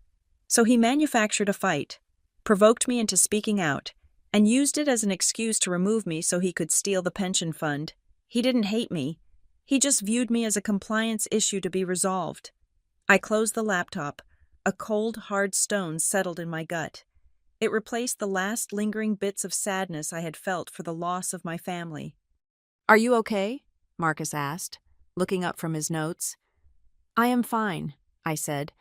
My voice sounded strange to my own ears, mechanical, hollow. "I just realized that I have been bringing a knife to a gunfight. I need to change weapons." I spent the next 3 days in a fever state of preparation. I wasn't just building a defense anymore. I was building a takeover. I drafted a buyout offer, but it wasn't the standard corporate letter. It was a list of demands masquerading as a financial transaction. Condition 1. Immediate resignation of Graham Waverly as chairman. Condition 2. Termination of all contracts with Knox Consulting and a forensic audit of all fees paid to date. Condition 3. Immediate reinstatement of the defined benefit pension plan and the health savings match. Condition 4. Retention of the current workforce for a minimum of 24 months. I calculated the numbers. With the debt I had already purchased, and the involuntary separation clause I had triggered, I had the legal standing to force this vote, but I needed to be sure the board would back me. I sent copies of the Ohio deposition regarding Caleb's past to 3 key board members. I didn't send it from me. I sent it in plain brown envelopes with no return address. Just information. Seeds of doubt planted in fertile ground. On the 4th day, my phone rang. It was my father. I stared at the screen. He hadn't called me once in months. Not when I was evicted. Not when I was job hunting. I let it ring 3 times before picking up. "Hello." "Holly?" Graham's voice came through the line. It was warm. It was the voice he used when he wanted to borrow money from investors. It was the good dad voice. "How are you, honey?" "I am busy, Dad," I said. "I am at work." I know, he said soothingly. "Look, I have been thinking. The gala. It was unfortunate. Emotions were high. Caleb can be a bit aggressive in his PR approach. He was throwing Caleb under the bus. He sensed the wind changing. "I miss you." "Holly," Graham said. "Your room is still here. Your car is in the garage. I was thinking, maybe we were too hasty. Why don't you come home? We can reinstate your allowance. Maybe find a role for you in the charitable foundation. Something low stress." He was offering me a golden cage. He wanted me back under his roof where he could control me, where he could stop me from digging. "I don't need an allowance, Dad," I said. "Everyone needs help," he pressed. "You are living in a dump." "Holly, I know. I had someone drive by. It breaks my heart. Let me fix it. Let me give you your life back." I gripped the phone. "You can't give me my life back," I said, "because you didn't take it. You just took my money." "Don't be stubborn." His voice hardened slightly. "I am offering you a truce. Take it. Come back to the family." I saw the memo. "Dad," I said. Silence. Long, heavy silence. "What memo?" he asked, his voice dropping an octave. "The pension fund strategy," I said. "I know you didn't fire me for disrespect. You fired me because I was the only thing standing between you and the employees' retirement money. You sold them out to save your own skin." "You don't understand business," he snapped, the mask falling away completely. "It is asset leverage. It is standard practice. It is theft," I corrected, "and it is over." "You have nothing," Graham shouted. "You are a temp clerk. You are nobody." "I am not nobody," I said, calm as a frozen lake. "I am a creditor." "What?" "I don't want your house, Dad. I don't want your money. I don't want your apology. I want you to stop hurting people, and since you won't stop willingly, I am going to make you stop. Holly, listen to me." "No," I said. "You listen. Check your email in 5 minutes." I hung up. I opened my laptop. I had the email drafted and ready. It was a formal notification of a special shareholder meeting to vote on a change of control. triggered by the cross-default provision and the buy-sell agreement. Attached was the buyout offer, and at the bottom, in the signature block, it didn't say Holly Waverly, daughter, it said Holly James, managing partner, Holly James Holdings, LLC. I hit send. I imagined the notification popping up on his screen in the mahogany library. I imagined the color draining from his face as he realized that the HJH LLC that had been buying his debt wasn't a hedge fund in New York. It was the girl he had kicked out of the dining room. I sat back in my chair. The adrenaline was fading, replaced by a deep, weary focus. I wasn't just fighting for myself anymore. I was fighting for Dana, for the machinists, for the legacy my grandfather built and my father destroyed. The elevator had dropped. We had hit the bottom. Now, the only way out was to climb over the wreckage. The war for Waverly Tool and Forge did not stay in the shadows. Following my email revealing my identity as the creditor behind HJH LLC, my father decided to burn the village to save the castle. He went to the press. For 3 days. I could not turn on the television or open a browser without seeing my own face. It was an old photo, one taken at my college graduation where I looked young and naive, juxtaposed next to headlines that screamed betrayal. Daughter of local industry titan, accused of corporate blackmail. The Waverly feud. How a disgruntled heiress is holding a family legacy hostage. They painted a masterpiece of fiction, in their version of the story. I was the spoiled, incompetent daughter who had been fired for negligence and was now using a shell company to extort her aging. Benevolent father. They did not mention the debt. They did not mention the cut benefits. They only mentioned that I was attacking the family. I sat in my lawyer's office, watching a clip of Caleb Knox on the local morning news. It is tragic, really, Caleb was saying, shaking his head with practiced sorrow. Graham has given her everything, and now she is threatening to bankrupt the company just to get a payout. We are calling it what it is, financial patricide. Marcus, my lawyer, paused the video. They are trying to goad you. Holly, they want you to sue for libel.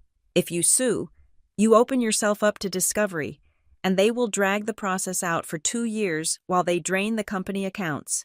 I know, I said. I was drinking coffee that had gone cold an hour ago. They want me to get emotional. They want me to scream. What do you want to do? I want to finish the game, I said. The next move came from them, exactly as I had predicted. Caleb, in his arrogance, convinced my father that the only way to stop me was to cut my legs off completely. They sent a legal notice invoking the bad faith actor clause of the corporate bylaws. It was a nuclear option. It stated that because I was acting against the interests of the company, the board had the right to forcefully liquidate any remaining residual claims I had to the family trust or future dividends. Basically, they were trying to erase my name from the history books. But Caleb had made a fatal error. He was playing by the rules of modern corporate rating. He had forgotten the rules of the founder, my grandfather. The meeting was called for a Thursday morning. It was not a public shareholder meeting. It was a closed-door emergency session of the board of directors. I walked into the Waverly conference room at 10 o'clock sharp. Marcus walked beside me, carrying a briefcase that contained the paperwork we had prepared weeks ago. The room was cold.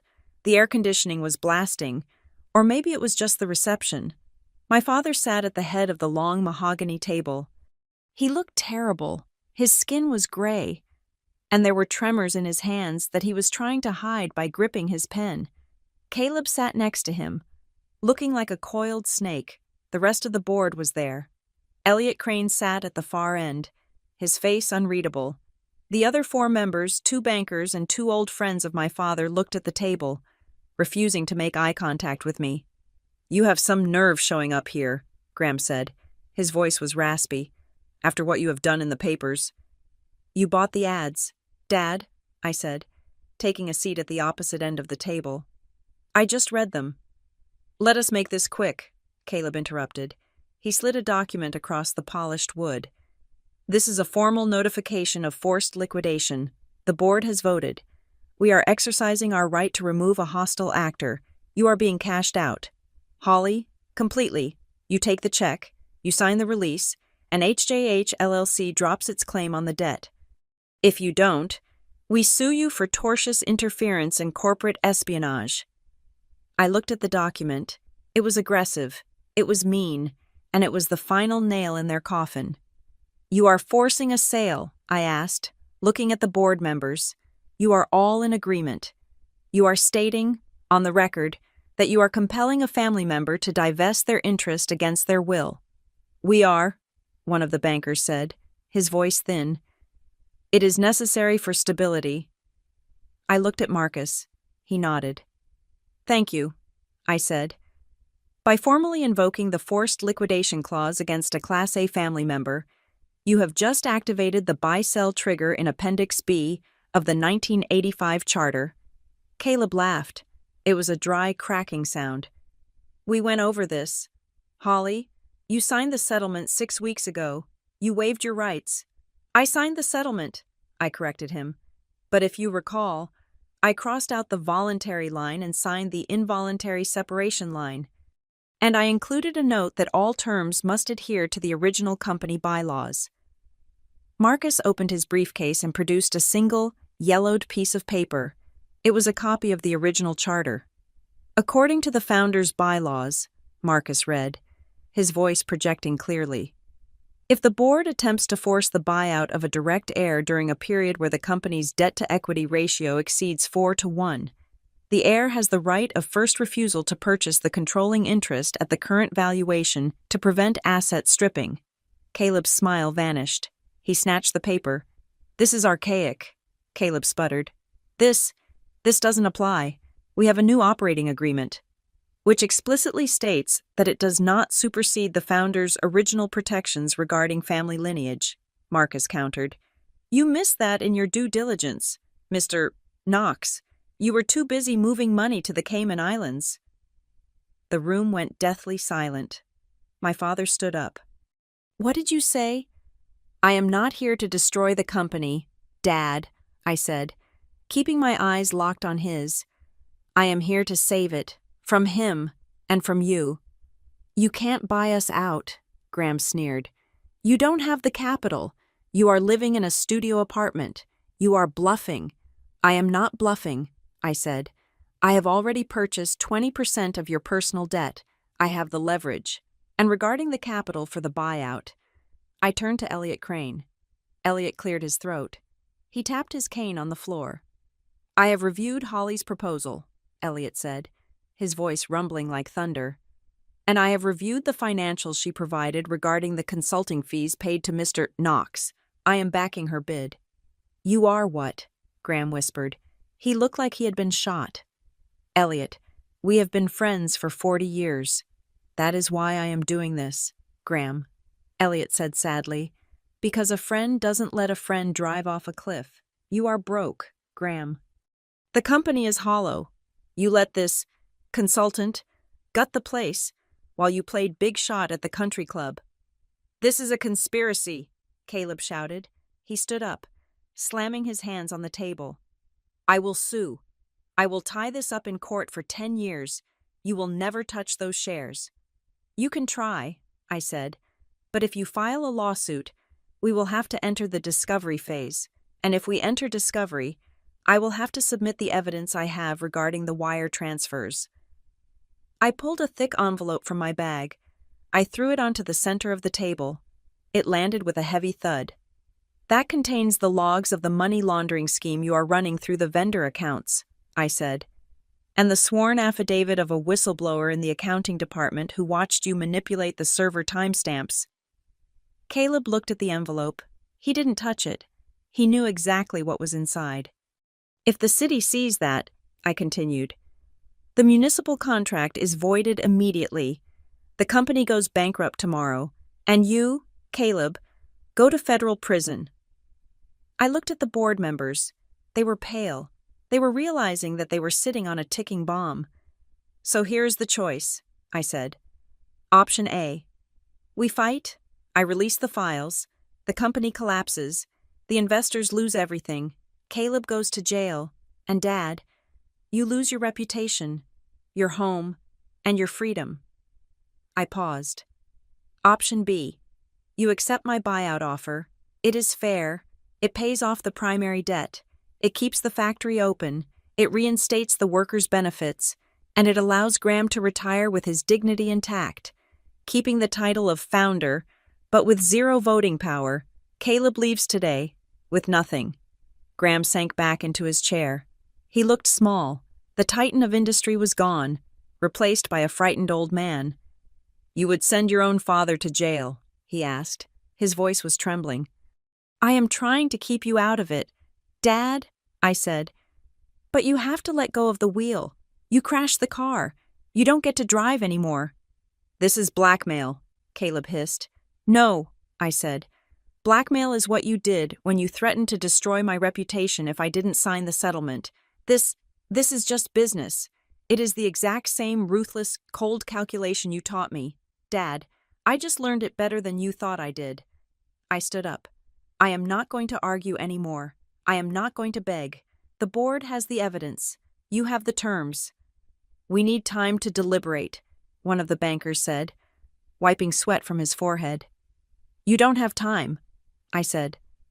"The next interest payment on the primary loan is due in 48 hours. If you don't have a restructuring plan in place by then, the bank seizes the assets." I walked to the door. I put my hand on the handle and turned back. My father was looking at the table. He wouldn't look at me. He was defeated, but his pride was still a wall between us. "I will be waiting for your answer," I said. I walked out. I went back to my car. I sat in the driver's seat, my hands shaking uncontrollably. It wasn't fear. It was the crash after the adrenaline. It was the heartbreaking realization that I had just held a knife to my father's throat to save him from himself. I drove back to my apartment. I didn't turn on the lights. I sat in the dark, watching the city lights of Crown Falls. My phone remained silent.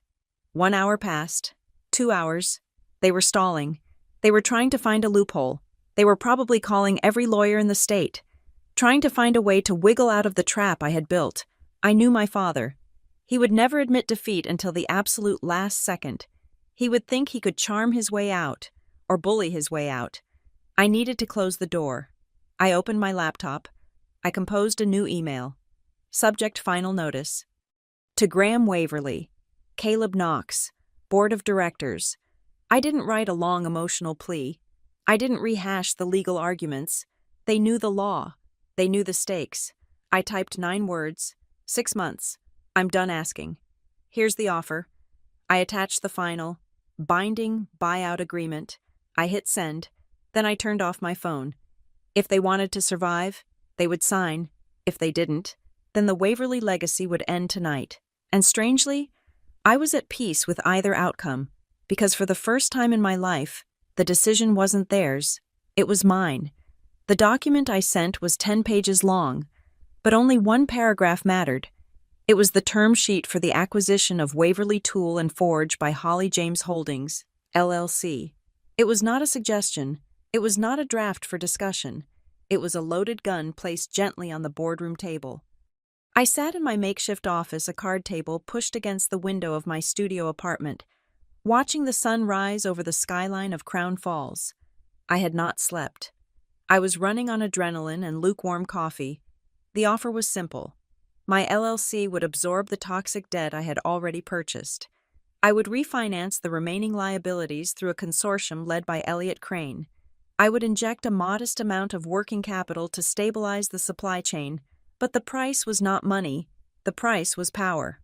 Clause 4. Section A. Graham Waverly will immediately resign as chairman of the board and CEO.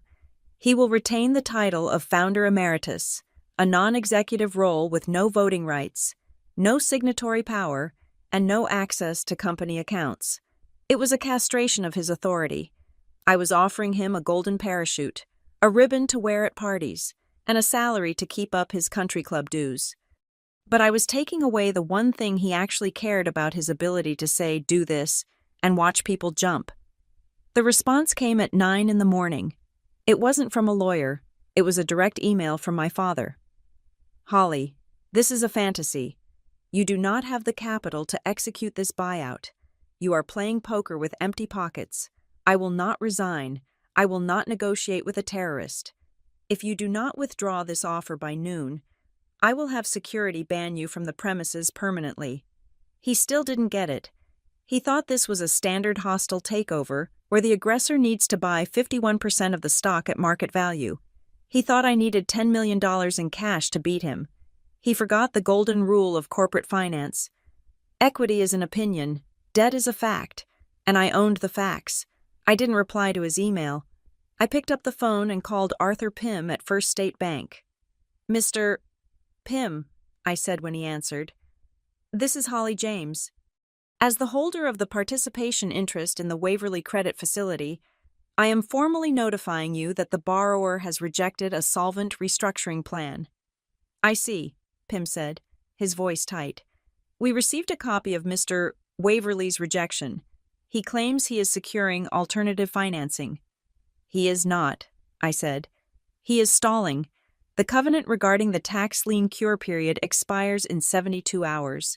If he hasn't paid those taxes, or accepted my buyout, which includes a provision to pay them, the loan is in default.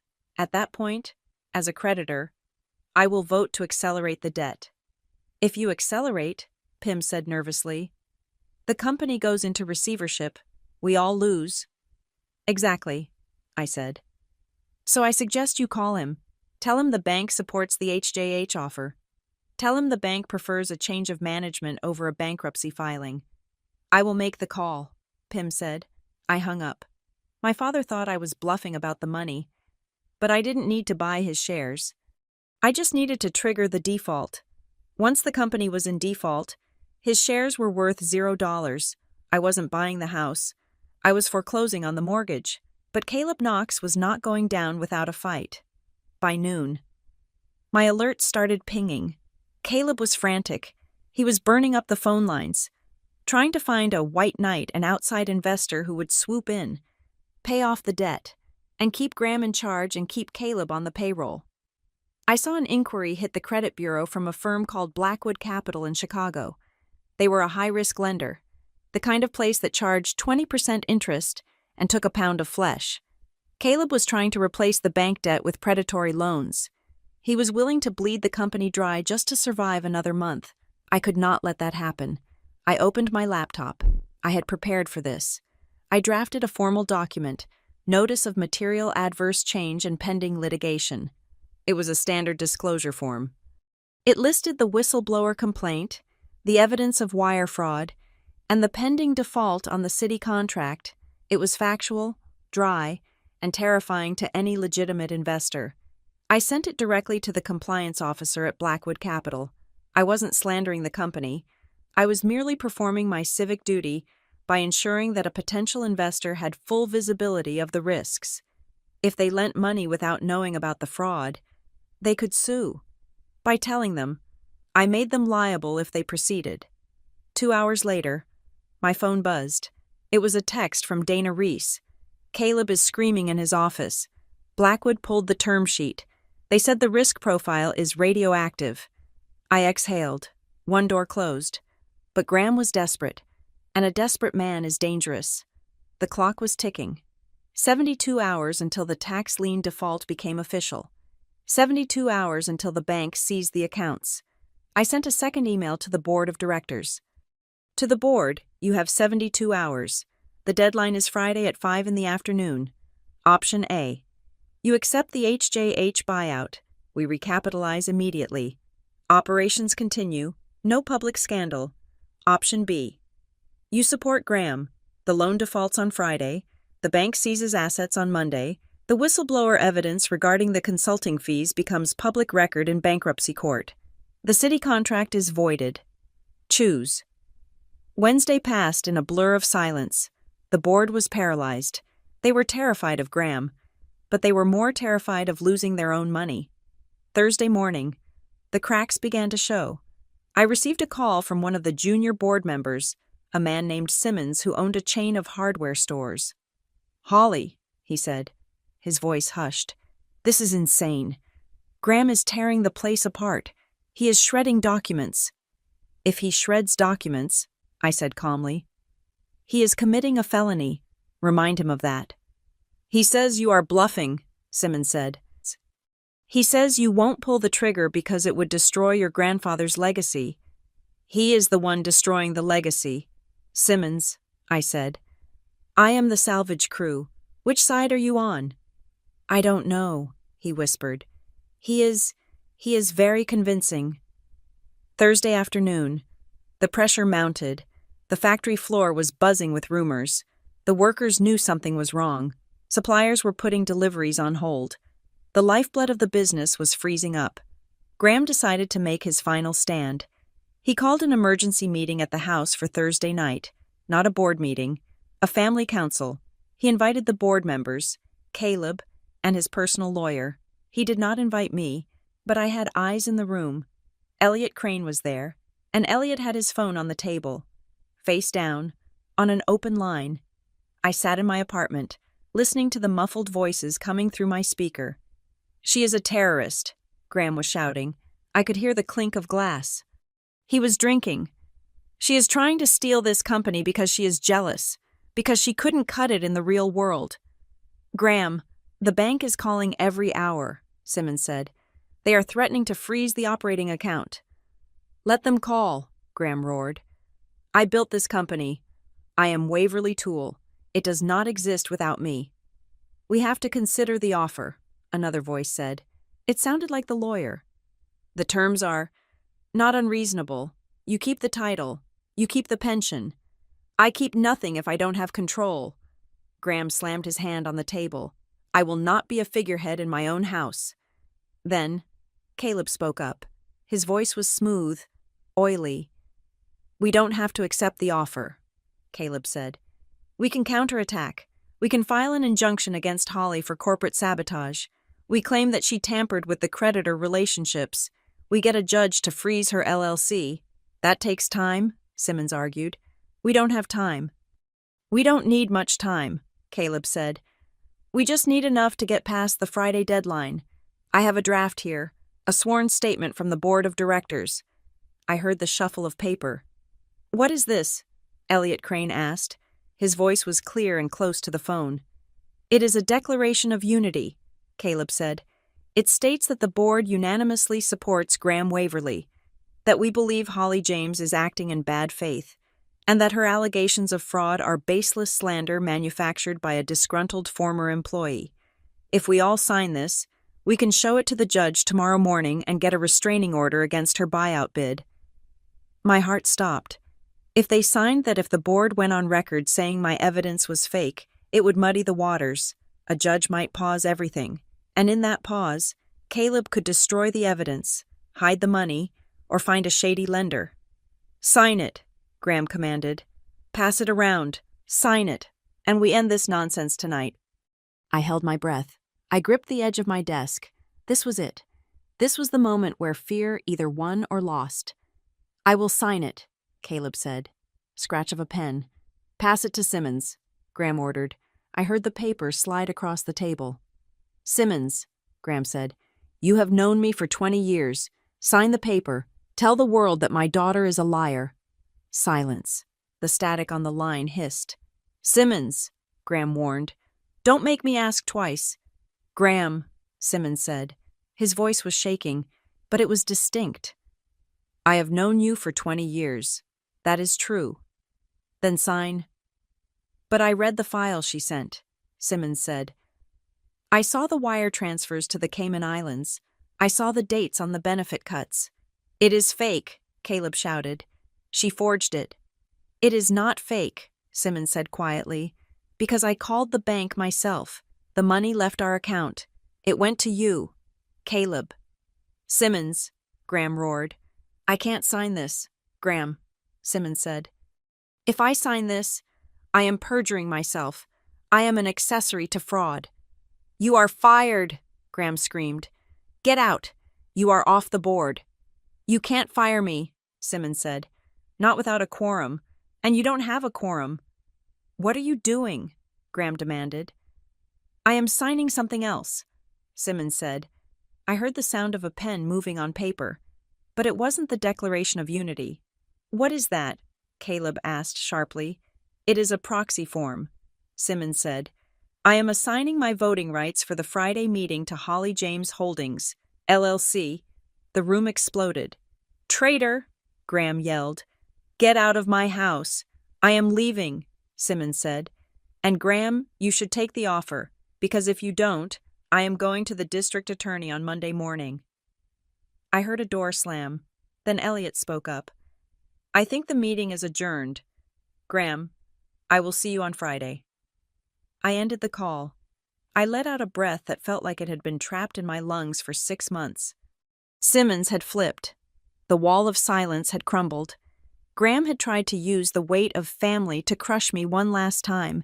He tried to guilt them into lying for him, but he had forgotten that loyalty has a limit, and that limit is jail time. It was Thursday night. The deadline was Friday at 5. Graham had no investors. He had no bank support, and now he had lost control of his own board. He was alone in that big house with Caleb Knox, a consultant who was undoubtedly packing his bags right now, looking for the nearest exit before the ship went down. My phone pinged. It was an email from Caleb Knox. Subject settlement discussion. Holly, perhaps we can find a middle ground. Let us discuss a severance package for my firm, and I can facilitate a transition. I deleted it without reading the rest. There would be no severance. There would be no middle ground. I typed a reply to Marcus. My lawyer. Prepare the closing documents. We are going in tomorrow. I stood up and walked to the window. The city looked different tonight. It didn't look like a fortress anymore. It looked like a map.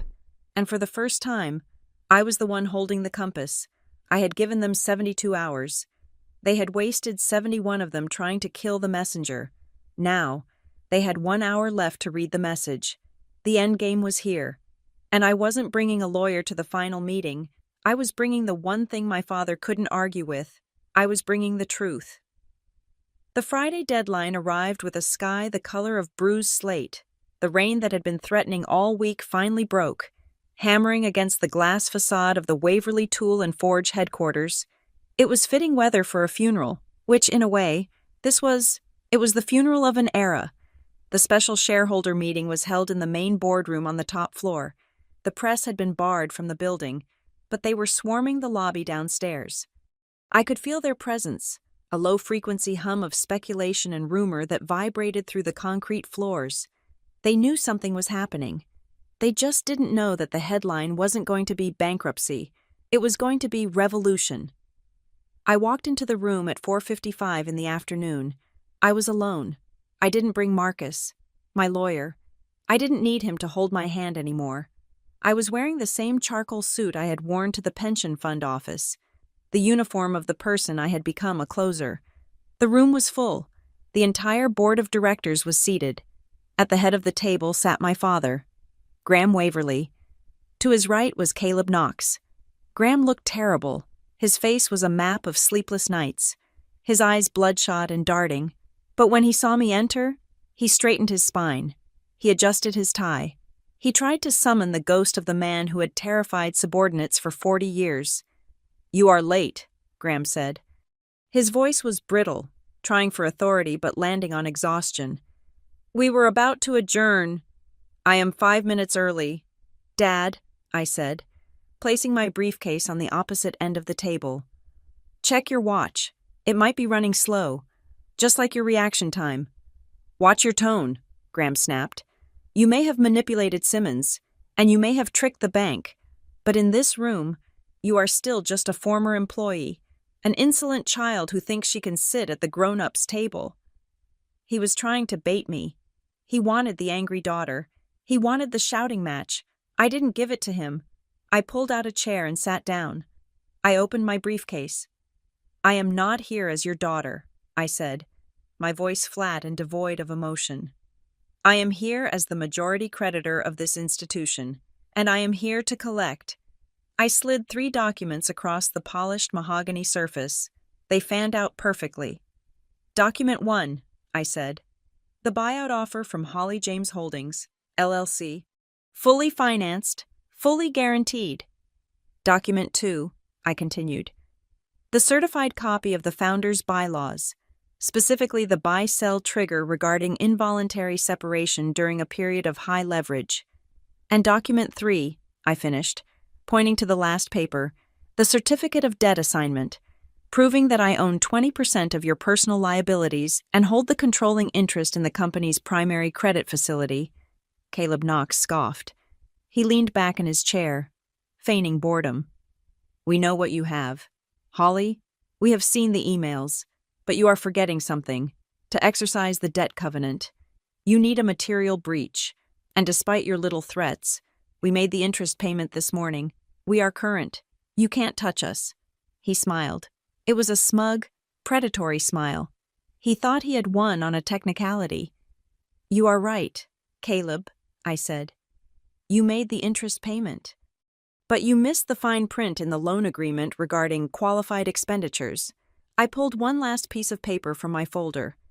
Section 8, paragraph C, I recited from memory.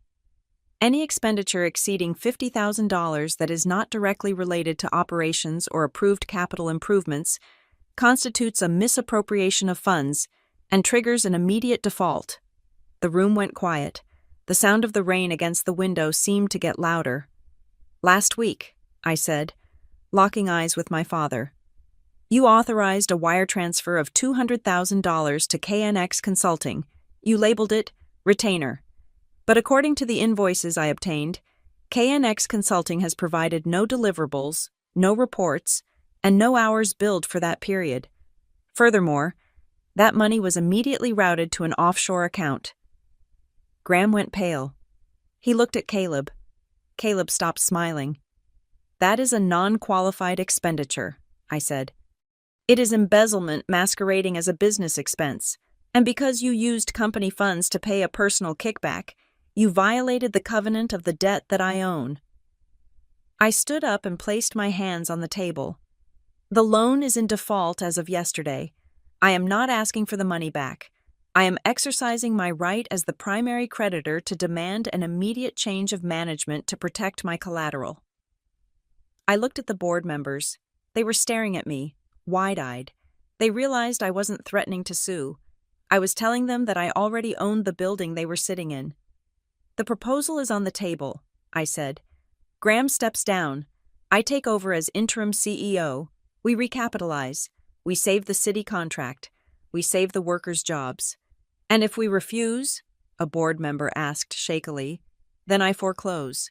I said, tonight, I file the papers at 9 a.m. The assets are frozen. The company dissolves. And the forensic accountants will have a field day with that wire transfer to the Cayman Islands. The board members looked at each other. The silent communication was deafening. They were calculating their own liability.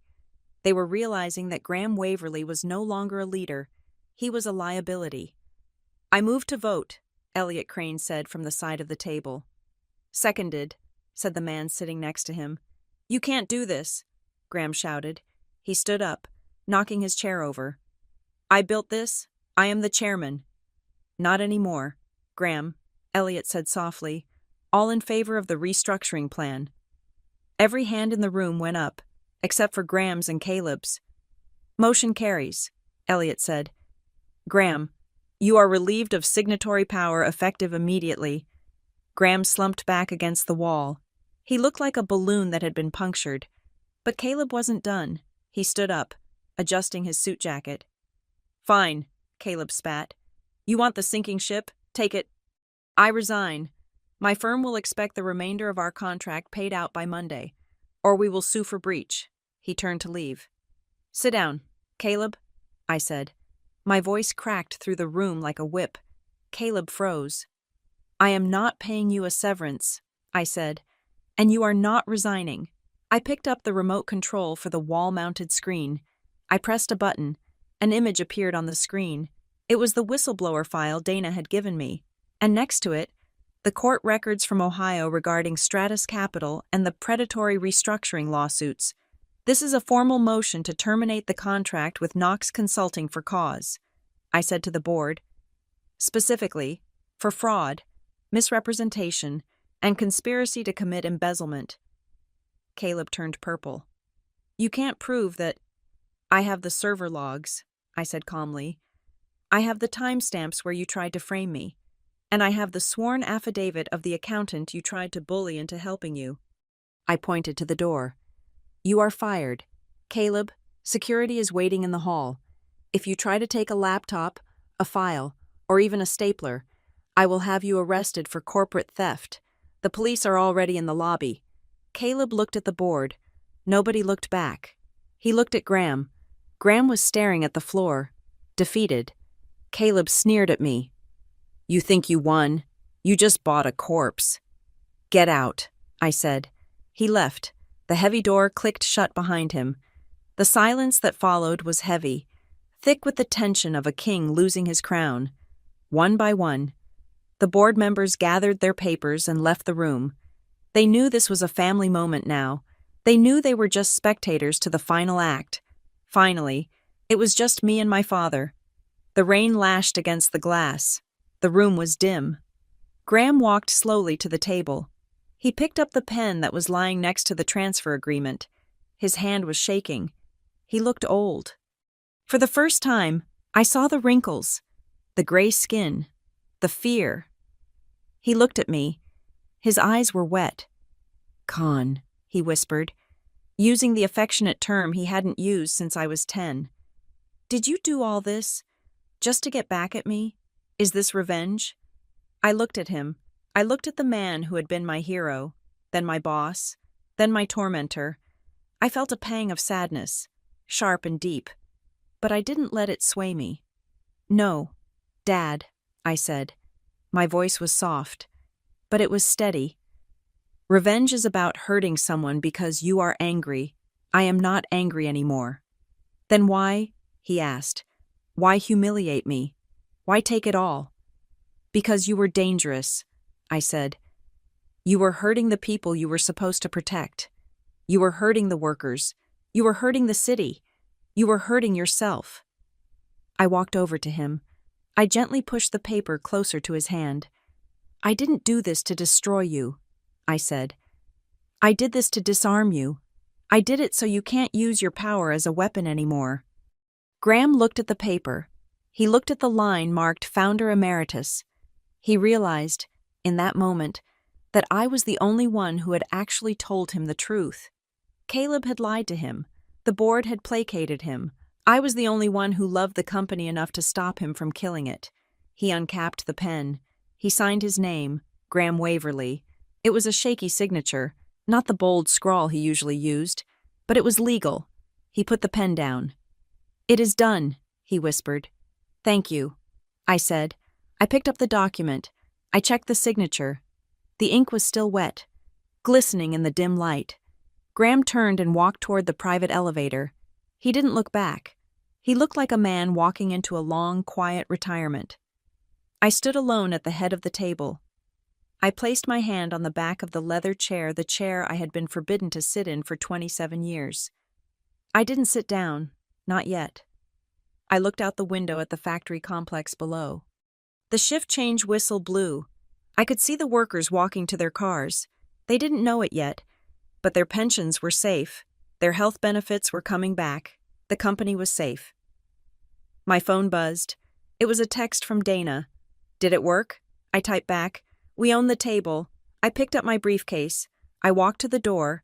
I paused and looked back at the empty room, at the ghost of the dinner where this all started. You cut me off for disrespect, I said to the empty air, my voice echoing slightly off the mahogany walls. 6 months later, I bought control to make sure this company is finally respected. I turned off the lights and walked out the door. The work was just beginning. Thank you so much for listening to the story of Holly James and her battle for justice. I would love to know where you are tuning in from today. Are you listening on your commute, at the gym, or relaxing at home? Please drop a comment below to let me know. And don't forget to subscribe to the Maya Revenge Stories channel, like this video, and hit that hype button so we can share this story with even more people.